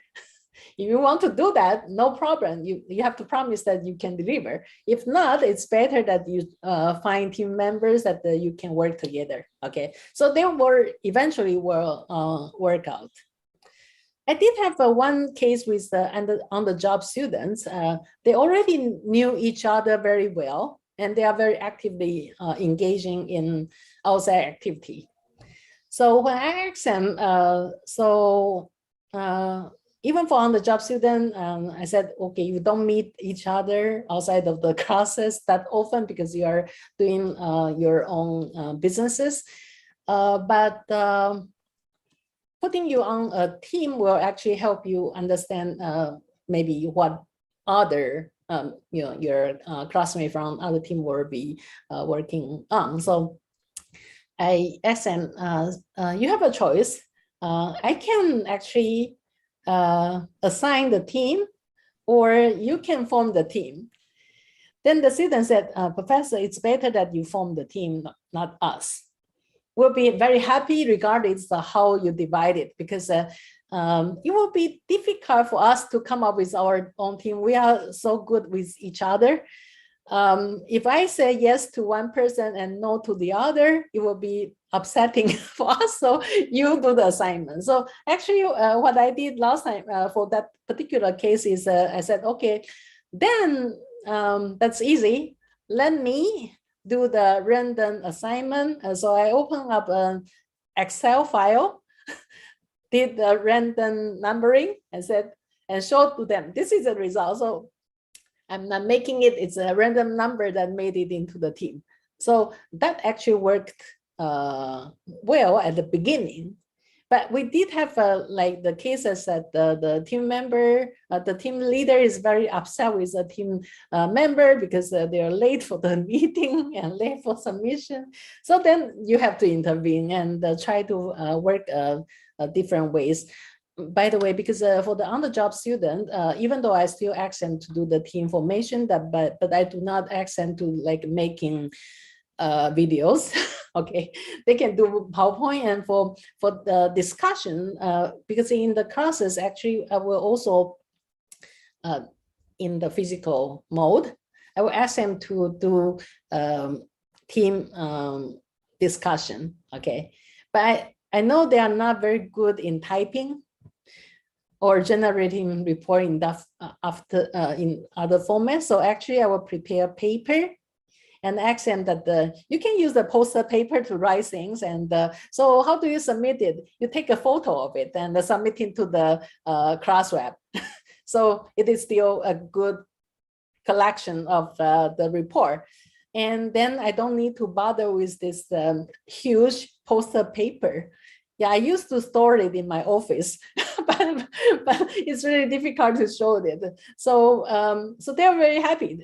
They actually can discuss, and using, nowadays everyone has a cell phone. So taking picture and uploading it take no time at all. So they are very happy with alternative way to submitting report. And I open this opportunity for the on-the-job student because they are very senior and we don't, yeah, they are, but of course on final report, they will prepare some pieces, and then that's not, and then one of them can compile it. Okay, so that's not the problem. But for the in-class discussion, I try to be a little bit more friendly for the format that they can use in the classes. And the thing is that because of the hands-on thing, so everyone write on the poster paper. So they are even more engaged, and I can see the very active participation in this setting. So I think we have to be innovative and don't mind to use old tools. Sometimes the old tools can still be very effective. Okay. That's all. Thank you. Thank you, Dr. Huang. I hope it helps to answer your question, Dr. Agus and Miss, I forgot who asked, Miss Aulia. Okay. Okay, so we came to the end of the workshop, but of course, we still have so many assignments because we have to build our curriculum based on this team-based project. Once again, Dr. Huang, thank you very much for your insightful presentation. I hope it can help us to build a better curriculum in doing this team-based project. And I hope one day all of us can visit you in Taiwan and see you in person. Yes, so yeah, we hope this pandemic ends soon and we can all get together. Thank you very much for all the participants. And I think I will have to give this workshop back to our Master of Ceremony, Anisha. Are you there, Anisha? Sí. Wow. Prof. Huang. Okay. Baik, terima kasih kami sampaikan kepada Prof. Huang dan Ibu Dwi Wulandari. Sangat menarik sekali apa yang telah disampaikan oleh Prof. Huang. Semoga tadi bisa bermanfaat untuk kegiatan perkuliahan kita ke depannya. Amin. Nah, Bapak Ibu, berhubung waktu sudah mendekati acara sholat duhur, ini mungkin ada yang perlu disampaikan lagi oleh Ibu Riza Megasari terkait dengan progresnya. Oke, ya, terima kasih. Thank you, Prof. Huang, for the attendance. Very happy have you this day. Baik, terima kasih Bapak Ibu untuk kelanjutan dari workshop yang kemarin. Yang kemarin workshop yang case-based, yang hari ini adalah yang team-based learning. Terima kasih juga saya ucapkan kepada Bapak Ibu dari jurusan lain, dari manajemen dan dari akuntansi yang bersedia hadir pada hari ini, yang kita sharing bersama-sama di penguatan kurikulum berdasarkan team-based project.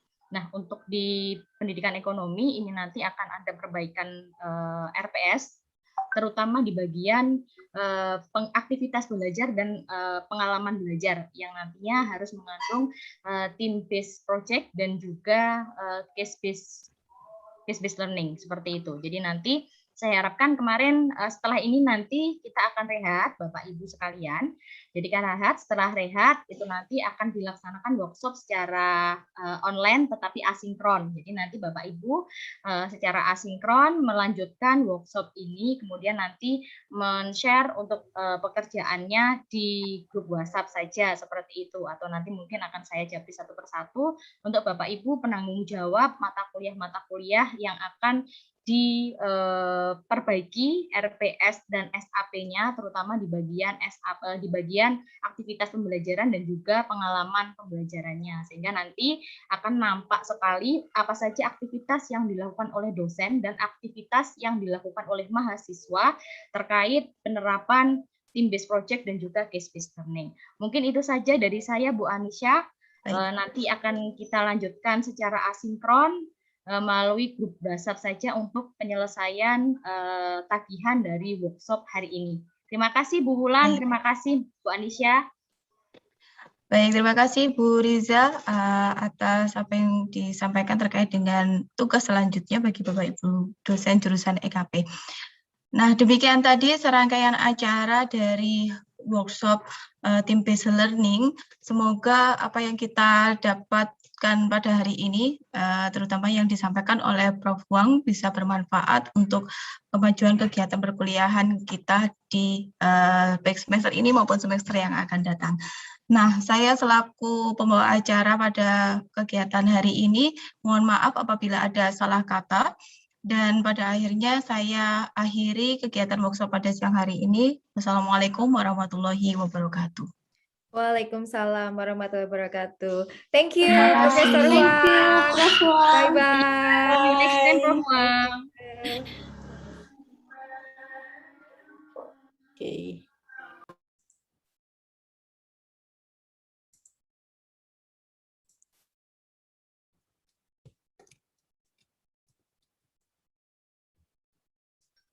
Bu Ibu, yang tugasnya kemarin yang RPS-nya perlu diperbaiki.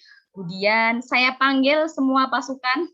Kemudian Bu Anita, terus Bu Emma, terus Bu Isti. Nanti akan kita kerjakan bersama-sama RPS dan SAP-nya. Mungkin boleh disesuaikan dengan para pengampu mata kuliah. Lanjut ya Mbak, saya undur diri. Nggih, Bu Lisa, selamat bekerja, mudah-mudahan lancar. Nggih, terima kasih Bu Lisa. Cantik-cantik, cerah-cerah meskipun dari rumah. Nggih, alhamdulillah. Mbak Yani kan. Baik. Nonton Bu. Nanti tagihannya nganu yo. Lah kayak Bu Anwar Anita, kamu habis minta teror. Terima kasih, sangat bermakna sekali hari ini. Terima kasih Bu Anita sudah hadir. Dan dikerjaannya wis mari toro. Ya Allah, perasaan berbuyung-buyung. Agak lupa ini sebenarnya kita ngobrol apa ya? Kan. Tolong jangan tiba-tiba amnesia. Gini aja, Bu Riza. Saya minta tolong kerjaannya Bu Riza itu dijadikan ke saya gitu ya. Jadi biar saya cek, Bu Dian lagi, jadi nanti